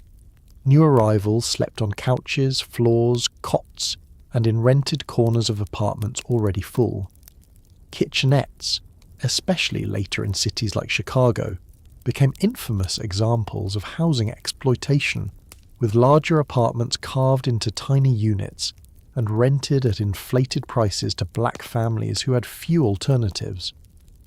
A landlord could charge more for less because segregation trapped demand inside restricted areas. A white family might pay less for a larger and better maintained apartment in a neighbourhood closed to black residents. A black family might pay more for a smaller, older, poorly maintained space simply because the market had been rigged. Think about what that did to the first paycheck. A migrant who had imagined wages in the north might not have imagined northern rent. The money was better, but the city had ways of taking it back. Rent, coal, food, streetcar fare, work clothes, union dues if a union accepted you, church contributions, money sent back south, doctor fees, school supplies, and the cost of bringing the next family member north. The first weeks could be a blur of counting. How much left after rent? How much to send home? How much for shoes? How much for the children? How long before we can move out of this room? How many people can sleep here before the landlord complains or raises the price? The city gave wages and then demanded discipline. It required migrants to learn a new arithmetic. There was also the cold. This may sound like a small thing beside racism and labour, but the cold mattered because it entered daily life immediately. Families from Mississippi, Louisiana, Georgia, Alabama and South Carolina arriving in Chicago, Detroit, Cleveland or Pittsburgh often faced winters unlike anything they had known. A northern winter could feel personal. Wind off Lake Michigan could cut through clothing that had been perfectly respectable back home but entirely inadequate now. Snow changed walking, working, washing, heating, dressing children, and getting to the factory before daylight. A migrant might have survived hard southern labour and still be shocked by a January morning in Detroit. Coal had to be bought, furnaces failed, rooms were drafty, children needed coats, gloves, boots, and school clothes. The city's cold became another expense. Letters home sometimes mentioned it with disbelief. Send a heavy coat if you have one. Do not come without warm clothes. The cold was not merely weather. It was part of the cost of beginning again. Still, people adapted. They always had. Black migrants had been adapting for generations under conditions far harsher than outsiders understood. They learned streetcar routes. They found cheaper stores. They joined churches. They asked about doctors. They found barber shops, beauty parlours, funeral homes, restaurants, rooming houses, insurance lodges, newspapers, social clubs, and mutual aid societies. Black institutions became arrival stations after the station. A church might help a family find lodging. A minister might know which employer was hiring. A fraternal order might provide sickness benefits or burial support. A local black newspaper might list rooms, jobs, community events, warnings, and political news. A beauty shop could become a place where women exchanged information about employers and rents. A barbershop could serve as a news office, debate hall, and job board without calling itself any of those things. These institutions did not eliminate hardship. They made hardship navigable. There is a difference. The cities did not welcome migrants equally, but black communities inside those cities often built forms of welcome from below. The arriving family might be crowded into a room, but someone could still tell them where to buy food. A young man might be cheated by a landlord, but someone could still advise him which streets to avoid after dark. A woman might find domestic work through a church contact instead of standing alone outside an employment office. A child might arrive shy and southern in speech, then find classmates whose families had come from the same kind of town. Those connections mattered, because the city could humiliate newcomers in subtle ways. Established black residents in some northern cities did not always greet southern migrants without judgment. That is another part of the story we should tell honestly. There were tensions within black communities between earlier residents and new arrivals, between middle-class black northerners and poor southern migrants, between people who believed careful respectability would reduce white hostility and those whose very presence exposed how fragile that strategy could be.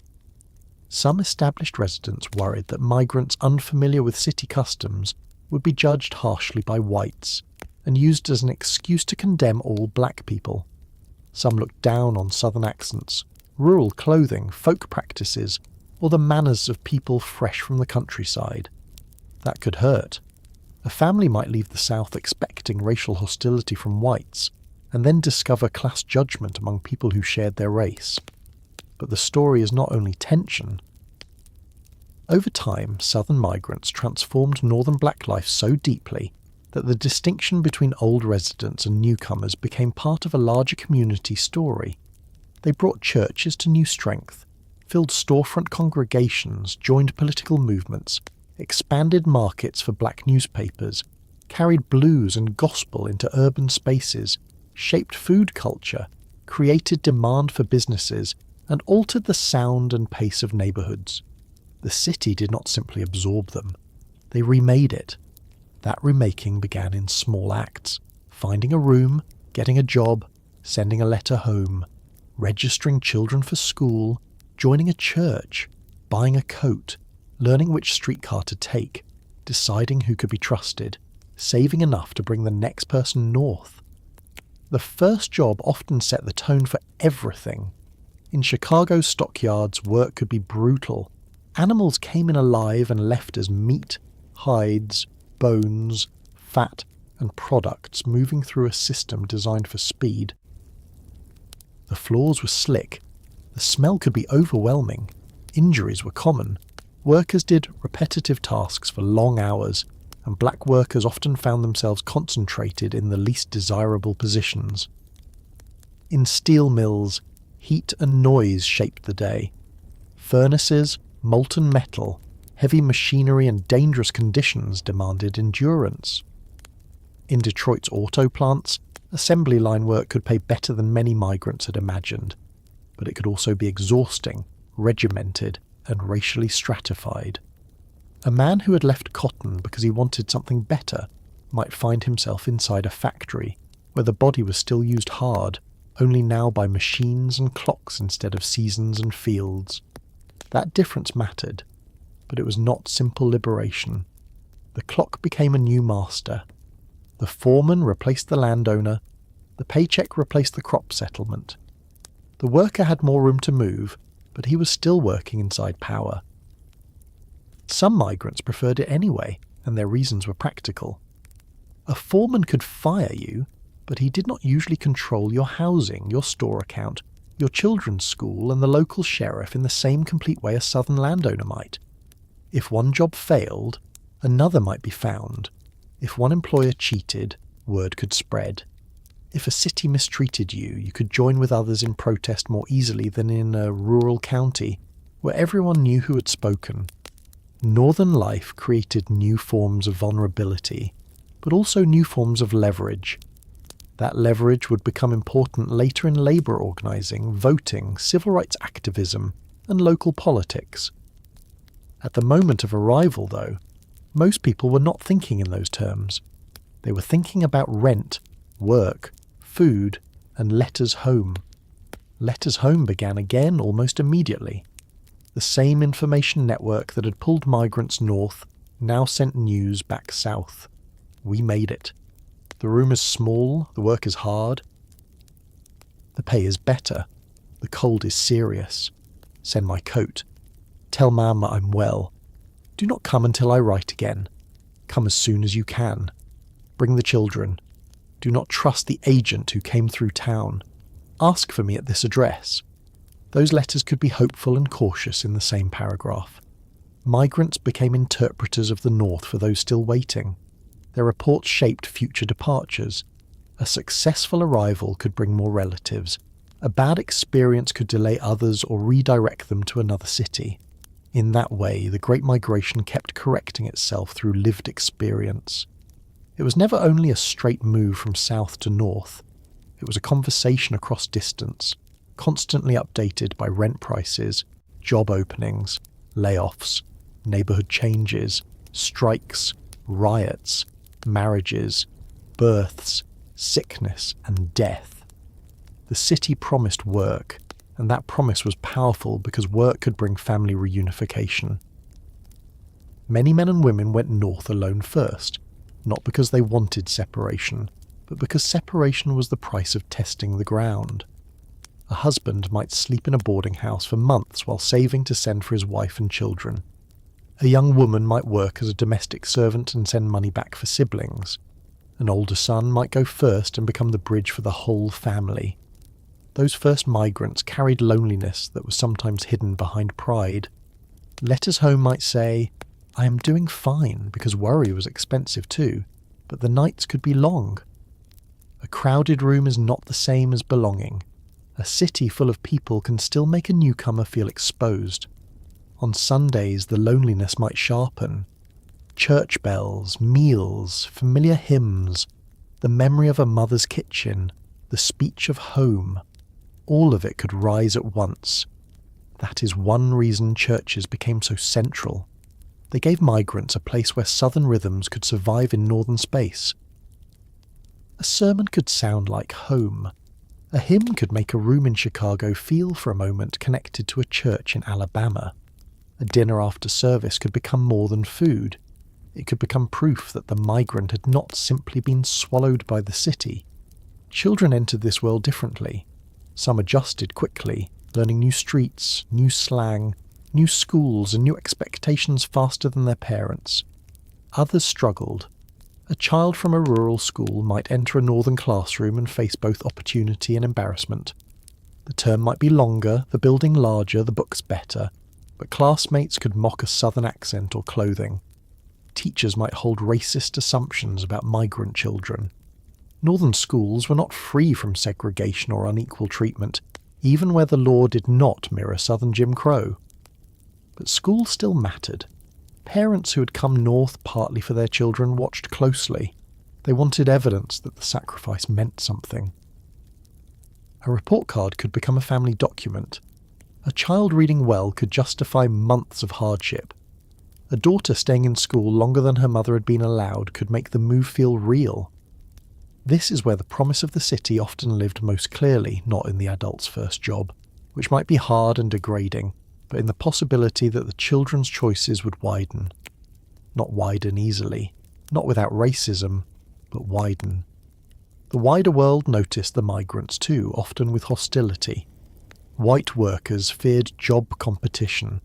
White neighbourhoods feared black residents moving near them. White newspapers sometimes portrayed migrants as a problem rather than as citizens seeking opportunity.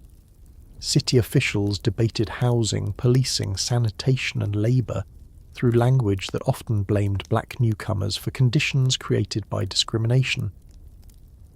When overcrowded districts developed, white observers could point to the crowding as evidence of supposed disorder while ignoring the policies that had forced people into limited areas.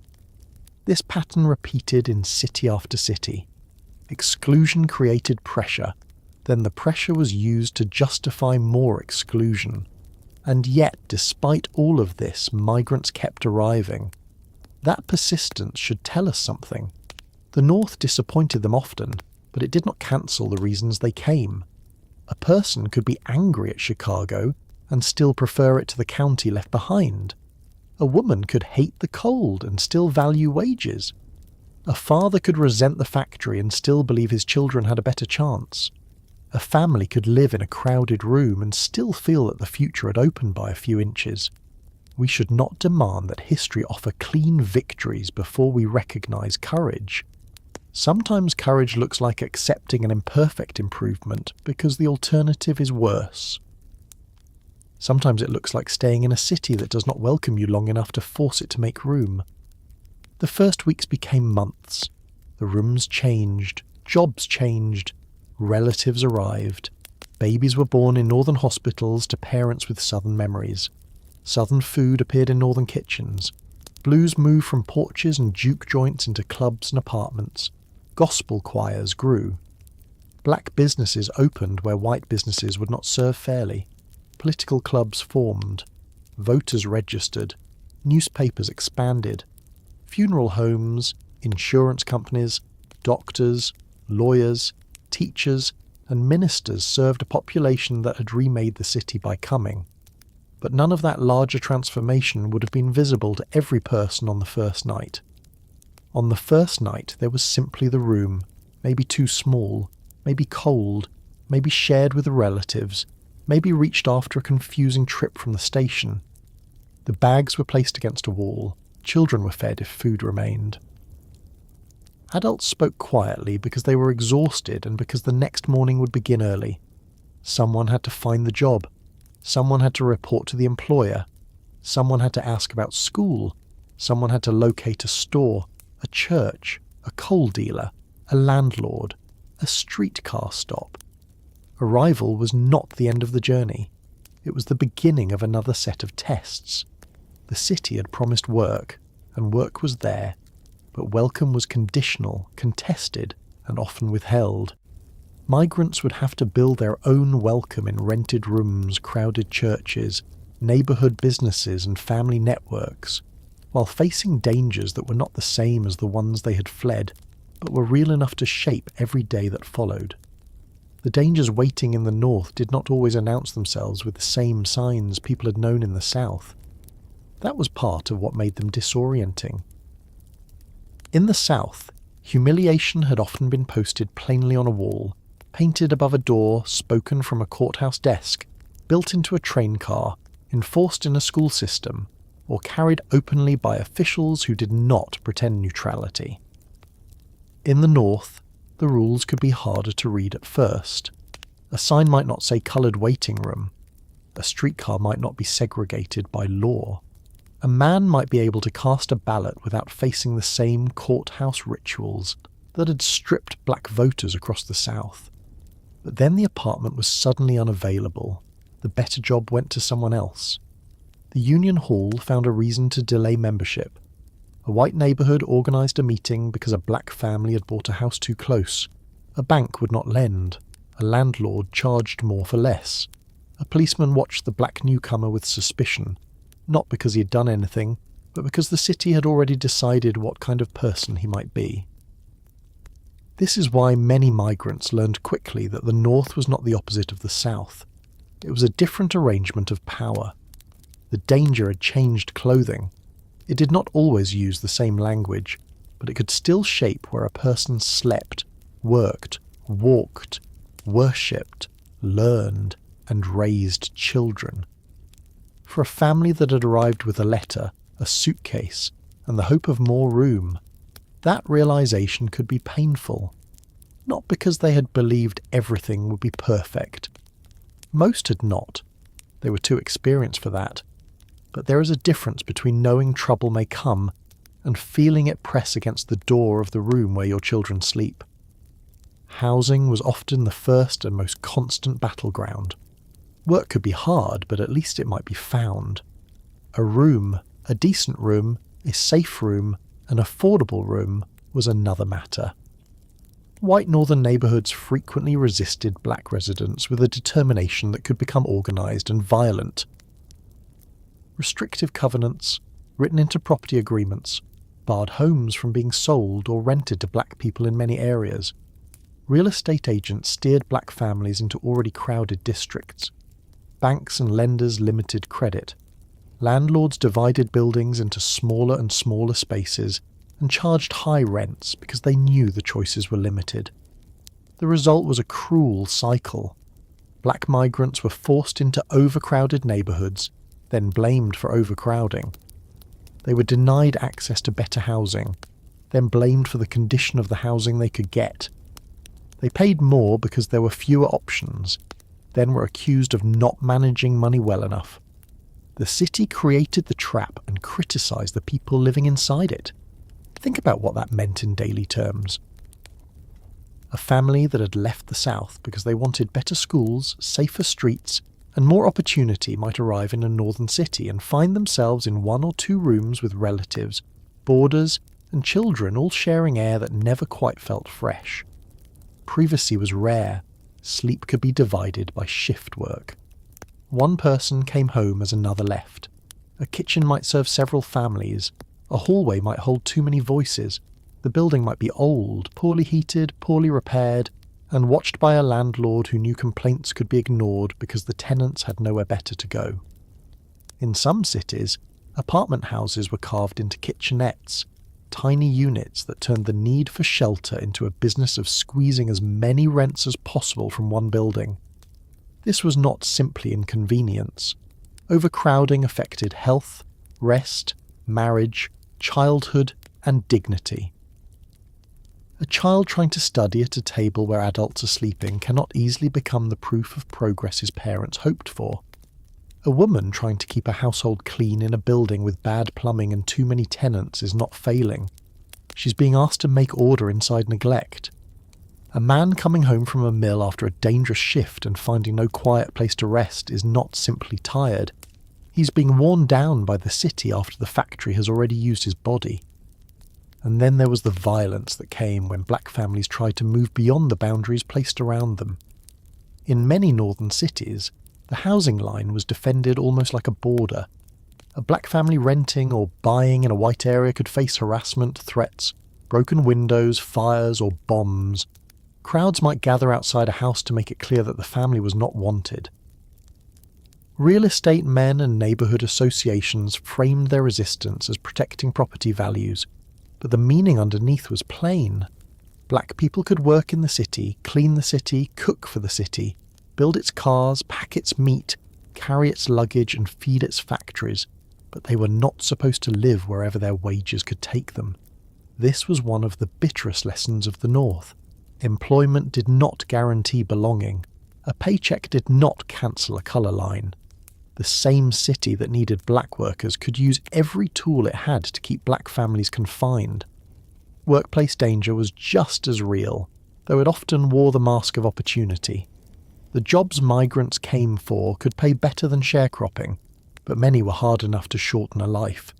Steel mills burned hot and ran loud.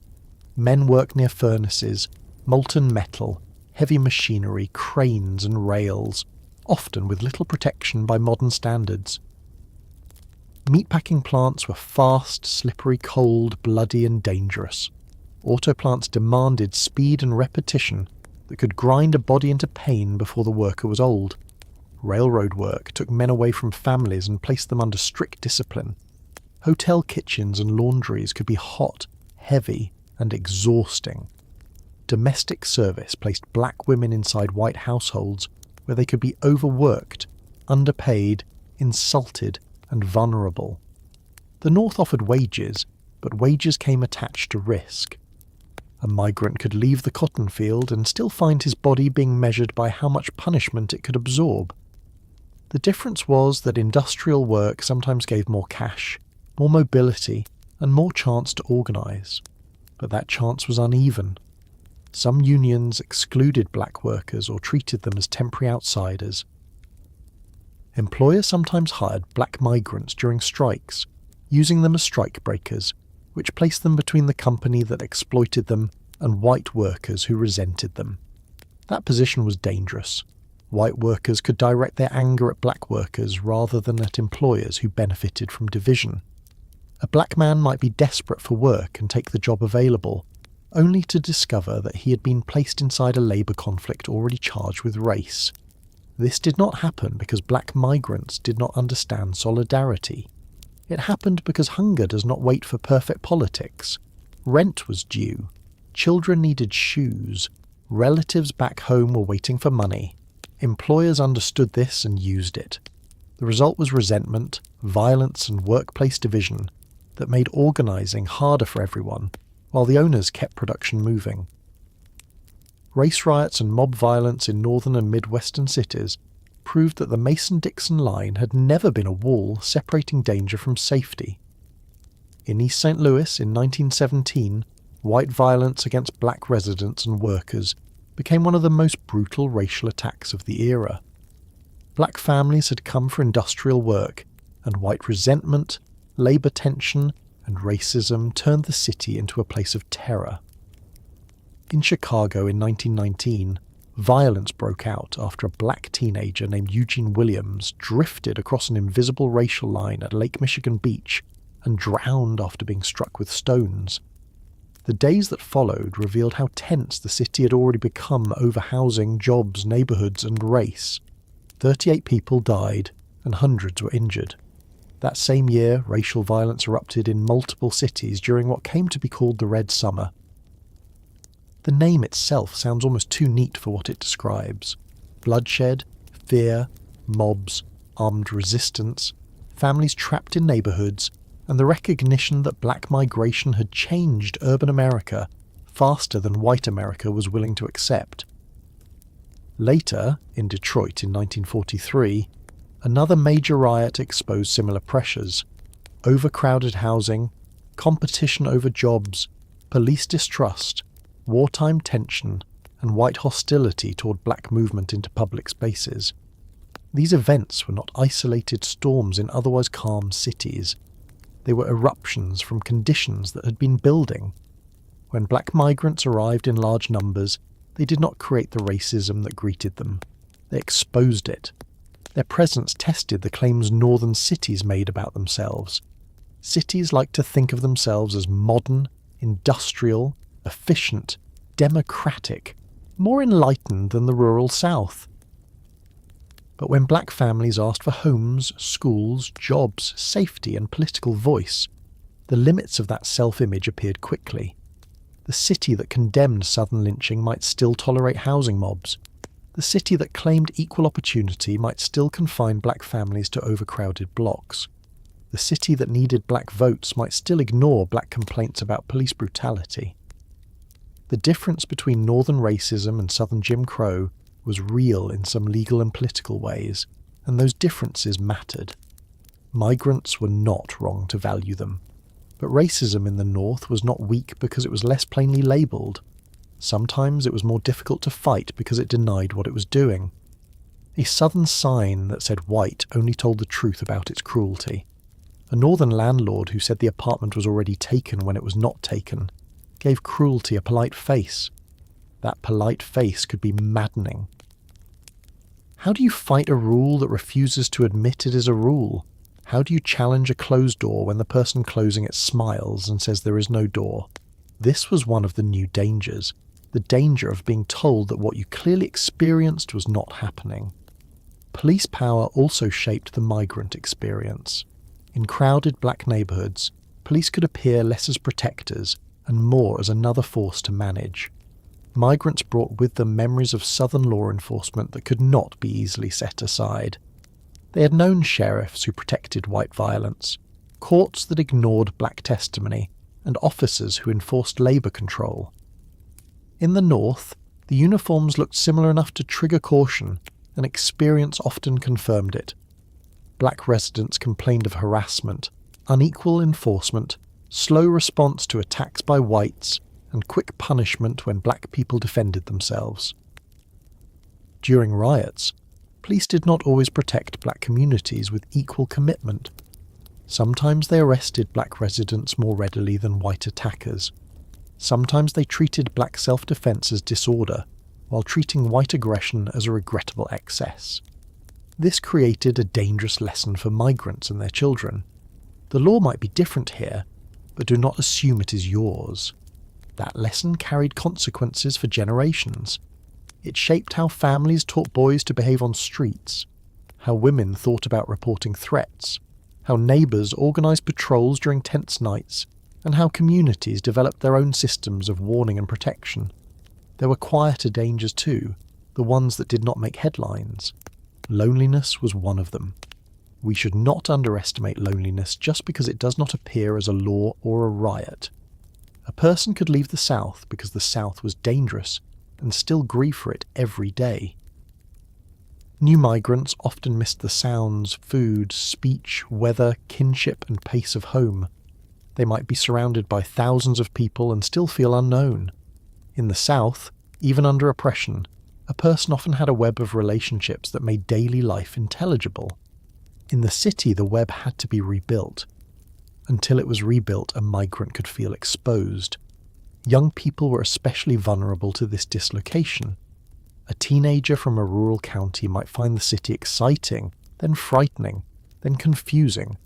Streets offered possibility, but also temptations and dangers parents did not fully understand. Schools could be better, but also harsher socially. Work could be available, but exploitative. The city demanded new skills quickly: how to handle money paid weekly, how to navigate landlords, how to read factory rules, how to deal with police, how to judge strangers, how to move through neighbourhoods with invisible boundaries. These lessons had to be learned while earning a living. Mistakes could be expensive. The health dangers of crowded urban life were also real. Overcrowded housing, poor ventilation, bad sanitation, and limited access to good medical care created conditions where illness spread easily. Tuberculosis, influenza, childhood diseases, workplace injuries, and exhaustion all took their toll. A family might have escaped the rural south only to face a landlord who ignored repairs, a city inspector who rarely came, and a doctor too expensive to call until the illness had become serious. Women carried much of this burden. They nursed the sick, stretched food, kept children clean in bad housing, took in laundry or boarders, worked outside the home, and tried to preserve dignity in rooms that were never meant to hold so many bodies. Their labour made the new life possible, yet once again it was often treated as ordinary. A mother who had migrated for her children's future might spend years fighting the conditions that future depended on: school access, rent, safety, clothing, church life, discipline, medical care, and the fragile emotional work of convincing children that they belonged in a city that kept telling them otherwise. The children of migrants occupied a complicated place. They were expected to benefit from the move, and many did. They attended longer school terms, found urban networks, entered new occupations, and became part of a generation that would shape black politics, music, literature, and protest. But they also inherited the pressure of their parents' sacrifice. When a family has risked everything so the children can have more, the children know it, even when no one says it plainly. That knowledge can inspire, but it can also weigh heavily.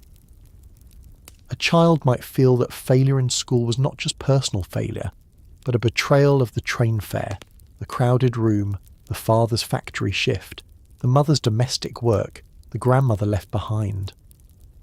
Families did not always speak in these terms, but the feeling could live in the household. Do well. We came here for this. Do not waste what was risked. That pressure existed alongside ordinary childhood, and it shaped the emotional life of migrant neighbourhoods. Education was hope, but also responsibility. Work was necessity, but also proof. Respectability was protection, but also a burden. Every public action could feel like it represented more than one person, because white observers were eager to judge the whole community by the behaviour of a few. This is exhausting, and it is part of the hidden cost of living under racism in a place that claims not to be racist. Black migrants also faced the danger of being divided from one another by class, region, colour, religion, and length of residence. New arrivals from the south might be looked down on by some established black northerners who had spent years trying to build a middle-class public image in hostile cities. Lighter-skinned and darker-skinned black residents could experience different treatment within and beyond the community. Protestants, Catholics, rural migrants, urban migrants, West Indians, old residents, and newcomers sometimes carried different expectations. White racism created the larger pressure, but internal tensions shaped how people responded to it. These tensions were not signs of weakness. They were signs of a community growing rapidly under stress. Any population that expands quickly, receives migrants from many places, and faces outside hostility will struggle over leadership, manners, politics, worship, housing, and status. What is remarkable is not that tensions existed. What is remarkable is how much was built despite them. Churches expanded.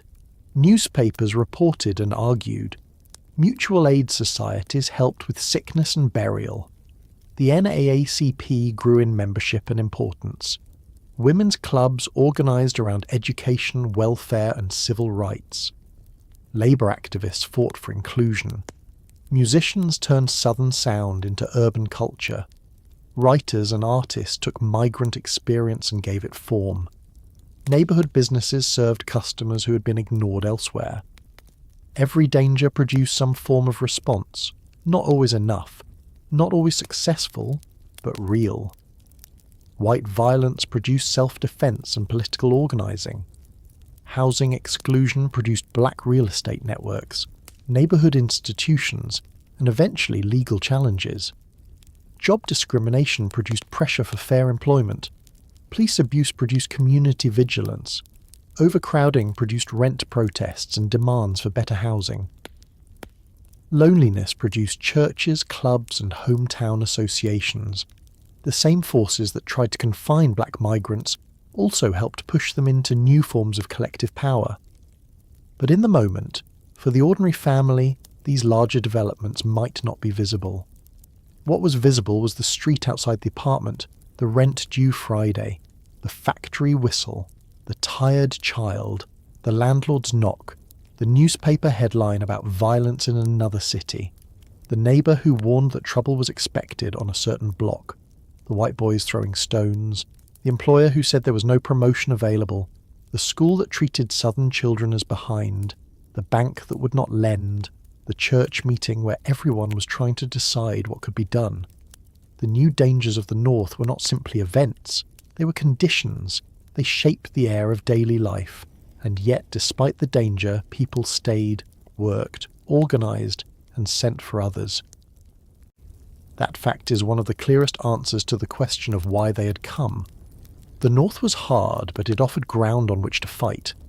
In the South, fighting could mean immediate death, eviction, arrest, or starvation, in communities where white power was intimate and total.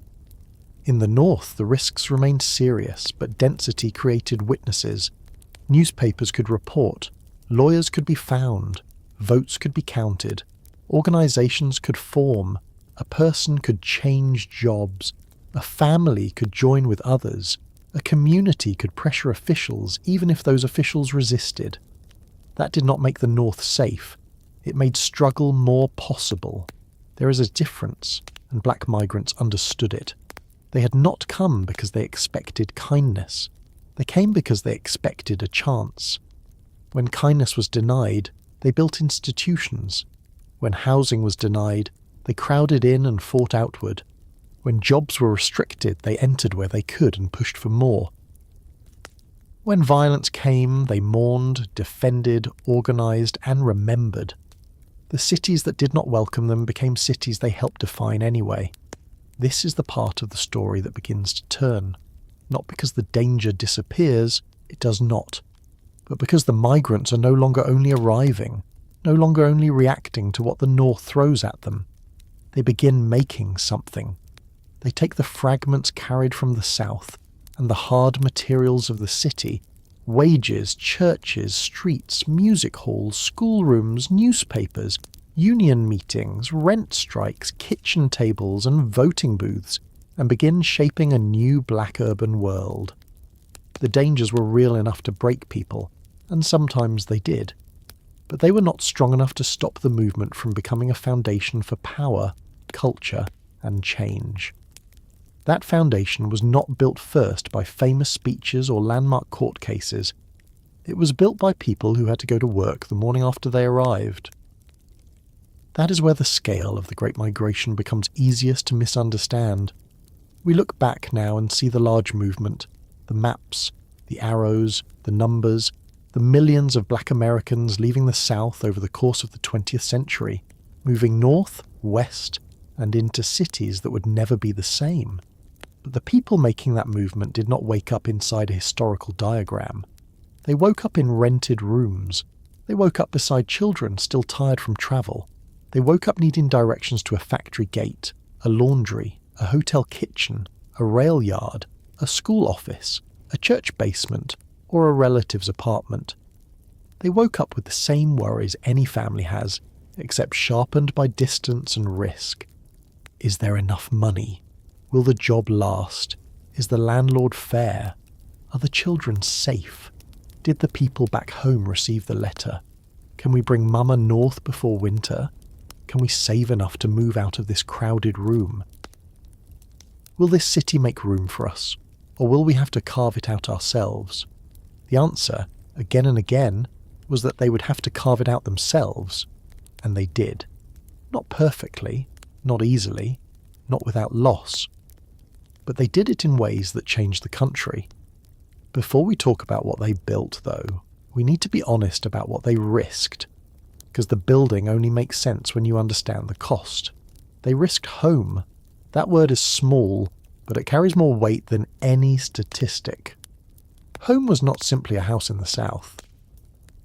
Home was relatives within walking distance, a church where people knew your family history, a cemetery with names that still shape the living, a road known by the sound of its dust or mud underfoot, a neighbour who could be trusted with a sick child, a garden planted in poor soil, a river, a porch, a schoolhouse, a field, a kitchen, a language, a way of cooking, a way of singing, a way of surviving that had been built under pressure for generations.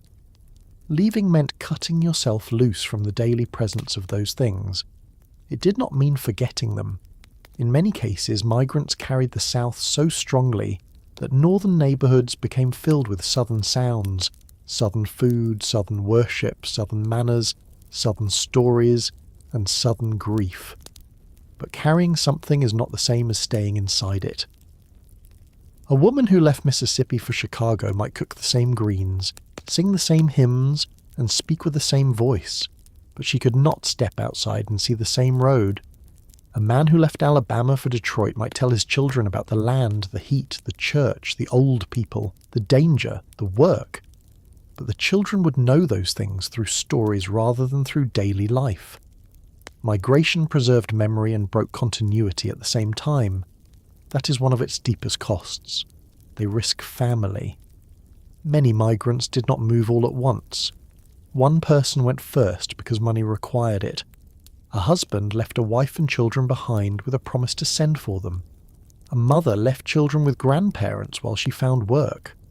An older son went ahead and became the family's first foothold in the city. A daughter left to work in domestic service and send money back. These separations could last weeks, months, years, and sometimes longer than anyone intended. Letters helped, but letters are not the same as touch. Money orders helped, but money does not sit at the table. A child might grow while a parent was away. A marriage might strain under distance. An elderly parent might die before the family could afford the fare.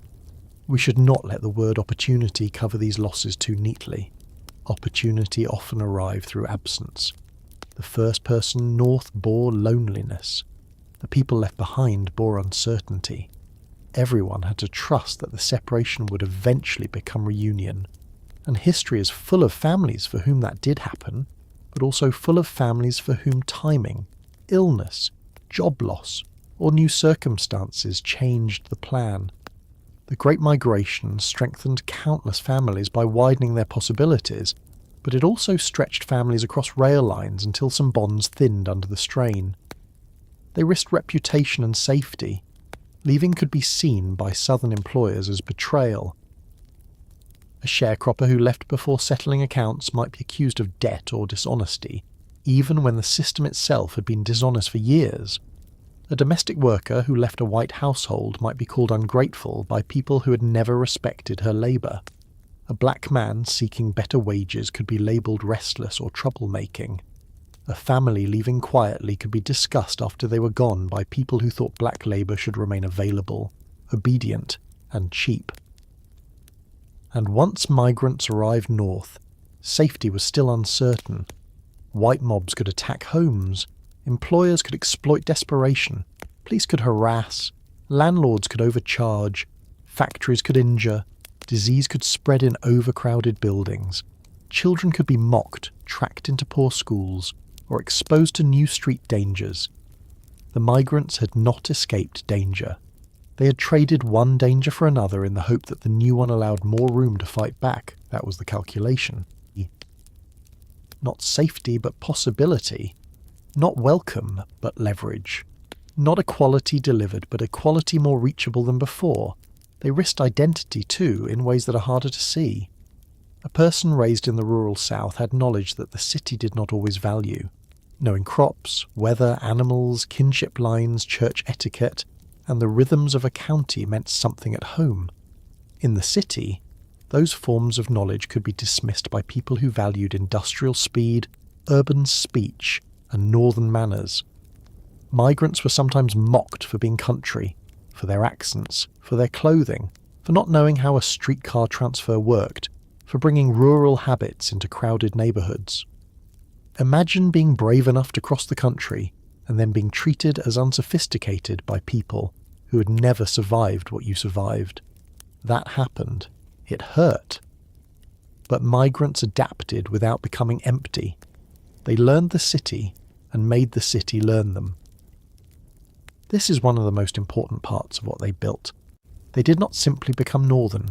They made the north more southern, more black, more musical, more politically urgent, more religiously alive, more connected to the unfinished business of emancipation. The neighbourhoods they built were often born from exclusion, but they became centres of life. Chicago's Bronzeville, Detroit's Black Bottom and Paradise Valley, Harlem in New York, the Hill District in Pittsburgh, and black neighbourhoods in Cleveland, Philadelphia, Milwaukee, Newark, Oakland, Los Angeles, Washington, and many other cities held far more than overcrowding and hardship. They held newspapers, churches, clubs, funeral homes, restaurants, schools, insurance offices, beauty salons, barbershops, theatres, boarding houses, political offices, doctors' practices, music venues, union meetings, and kitchen tables where new arrivals were told how the city worked. These neighbourhoods were not perfect shelters. They were often under-resourced, over-policed, and squeezed by discrimination. But they were also places of invention. A landlord might exploit the housing market, and next door a church might help a family survive the first month. A factory might use black workers for the hardest jobs, and that evening a union organiser or civil rights worker might speak in a hall about demanding better. A child might face ridicule at school, and then come home to a block where adults from 3 southern states watched over everyone's children as if they belonged to one extended family. The same crowded streets that showed the cruelty of segregation also created density, and density created power. People close together can suffer together, but they can also organise together. They can share newspapers, build churches, form clubs, raise money, challenge landlords, elect representatives, support businesses, and turn private frustration into public pressure. That is what began happening. The Great Migration helped create a new black urban electorate. In the South, disfranchisement had kept millions of black citizens from voting through intimidation, taxes, tests, fraud, and violence. In northern cities, racism remained, but the ballot was often more accessible. Black voters became important in municipal politics, state politics, and national elections. Politicians who had ignored black citizens had to begin counting them, sometimes reluctantly, sometimes cynically, but counting them nonetheless.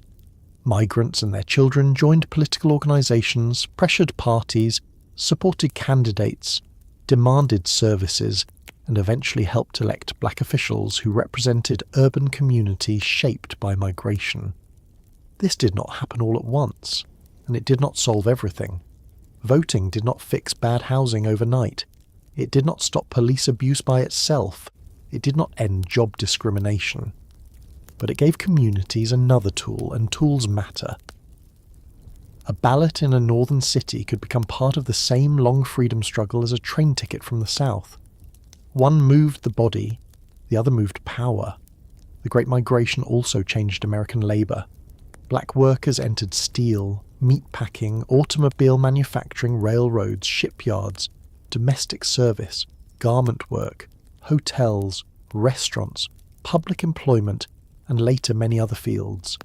They faced exclusion, resentment, and dangerous conditions, but their labour helped build the industrial 20th century. Cars rolled out of plants where black workers had taken hard jobs and pushed for better ones. Steel moved through mills where black men worked near heat that could exhaust the lungs and burn the skin. Meat moved through packing houses where black labour helped feed cities.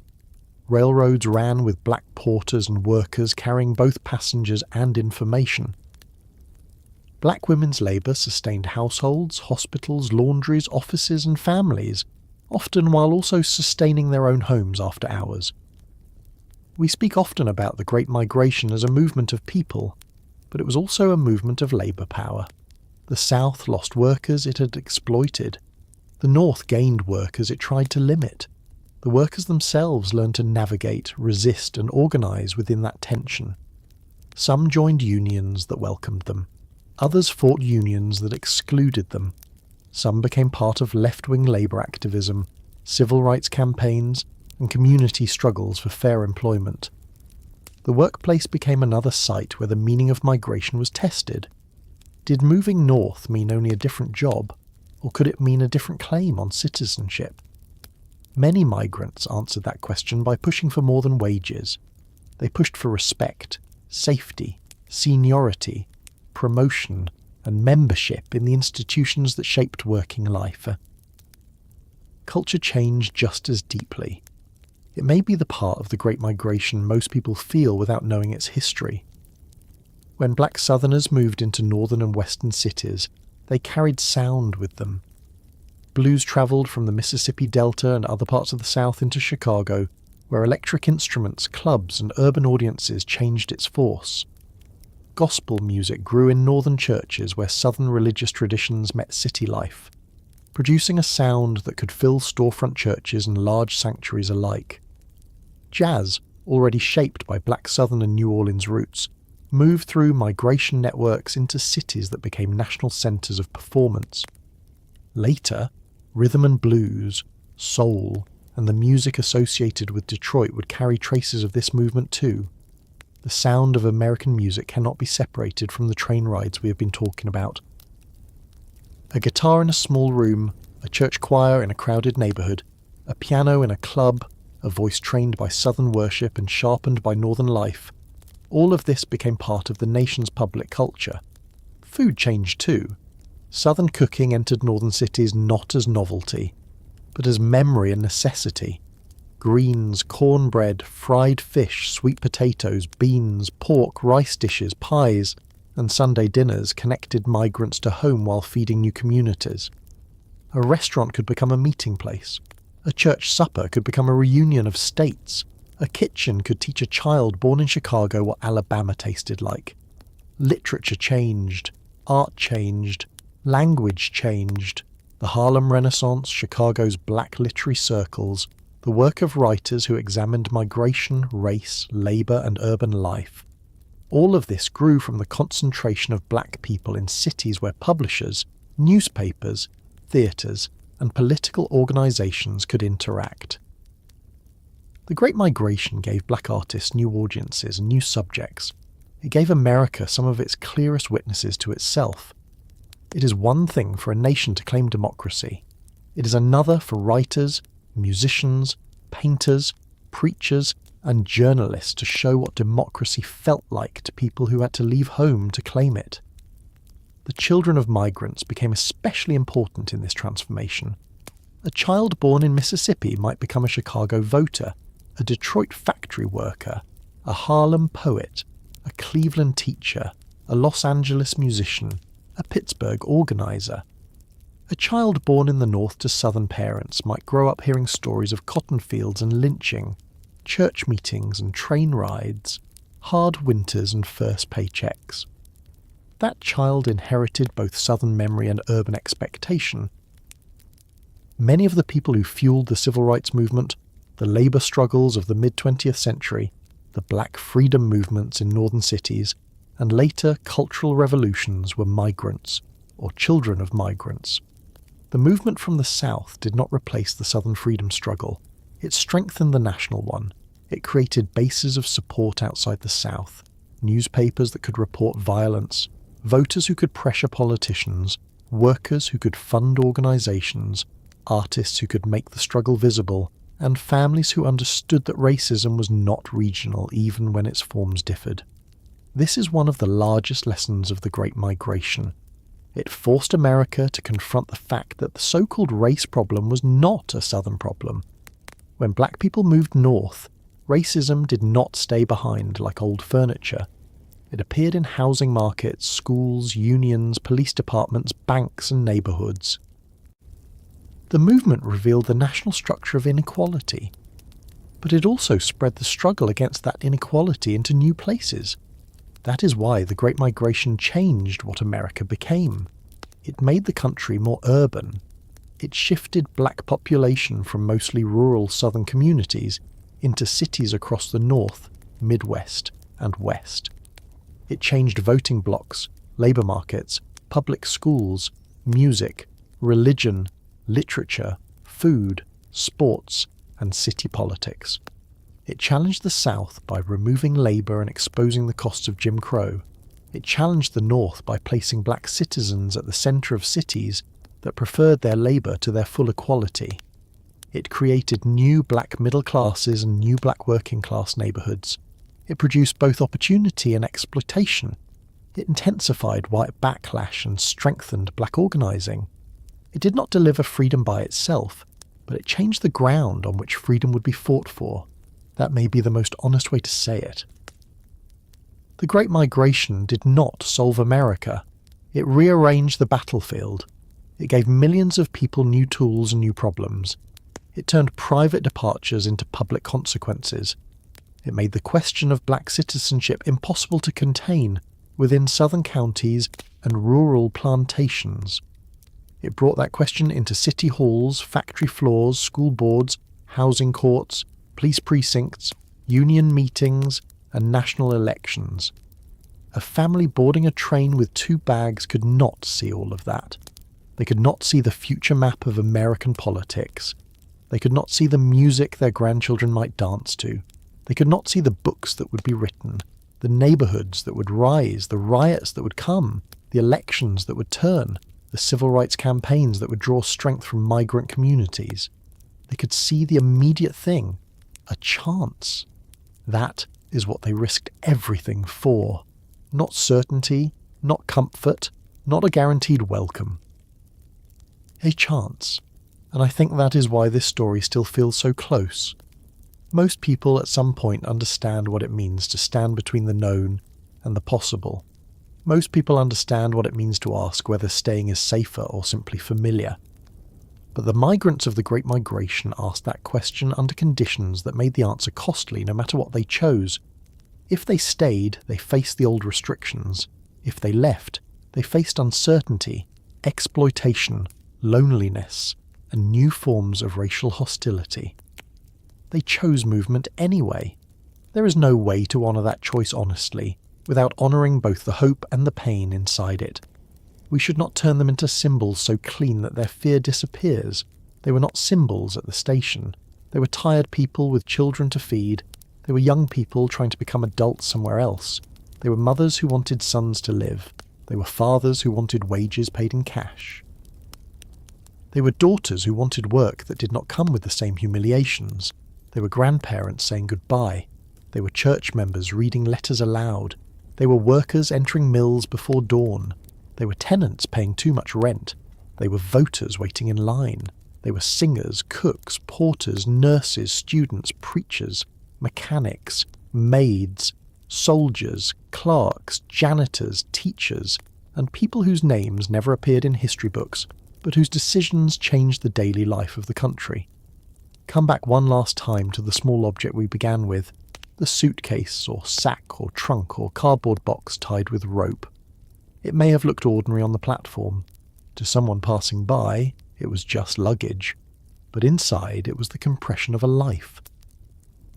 A Bible, a shirt, a baby blanket, a photograph, a letter, a few coins, food wrapped for the ride, an address written carefully, maybe a comb, maybe a pair of shoes, maybe nothing more than what the family could not bear to leave. Around it stood people doing something both practical and enormous. They were leaving. They were not waiting for the country to become fair before they tried to live differently. They were not accepting that the place assigned to them by Jim Crow was the only place available. They were not abandoning history. They were carrying it. They carried the South into the North and forced both regions to change. They carried fear and made it move. They carried grief and turned it into churches, neighbourhoods, music, votes, wages, and children with wider horizons. That does not make the story simple or painless. It makes it human. And tonight, if you are listening from a city shaped by their arrival, or from a home built by someone's decision to leave, or from a place that still carries the results of those train rides, it is worth sitting for a moment with the ordinary courage of it.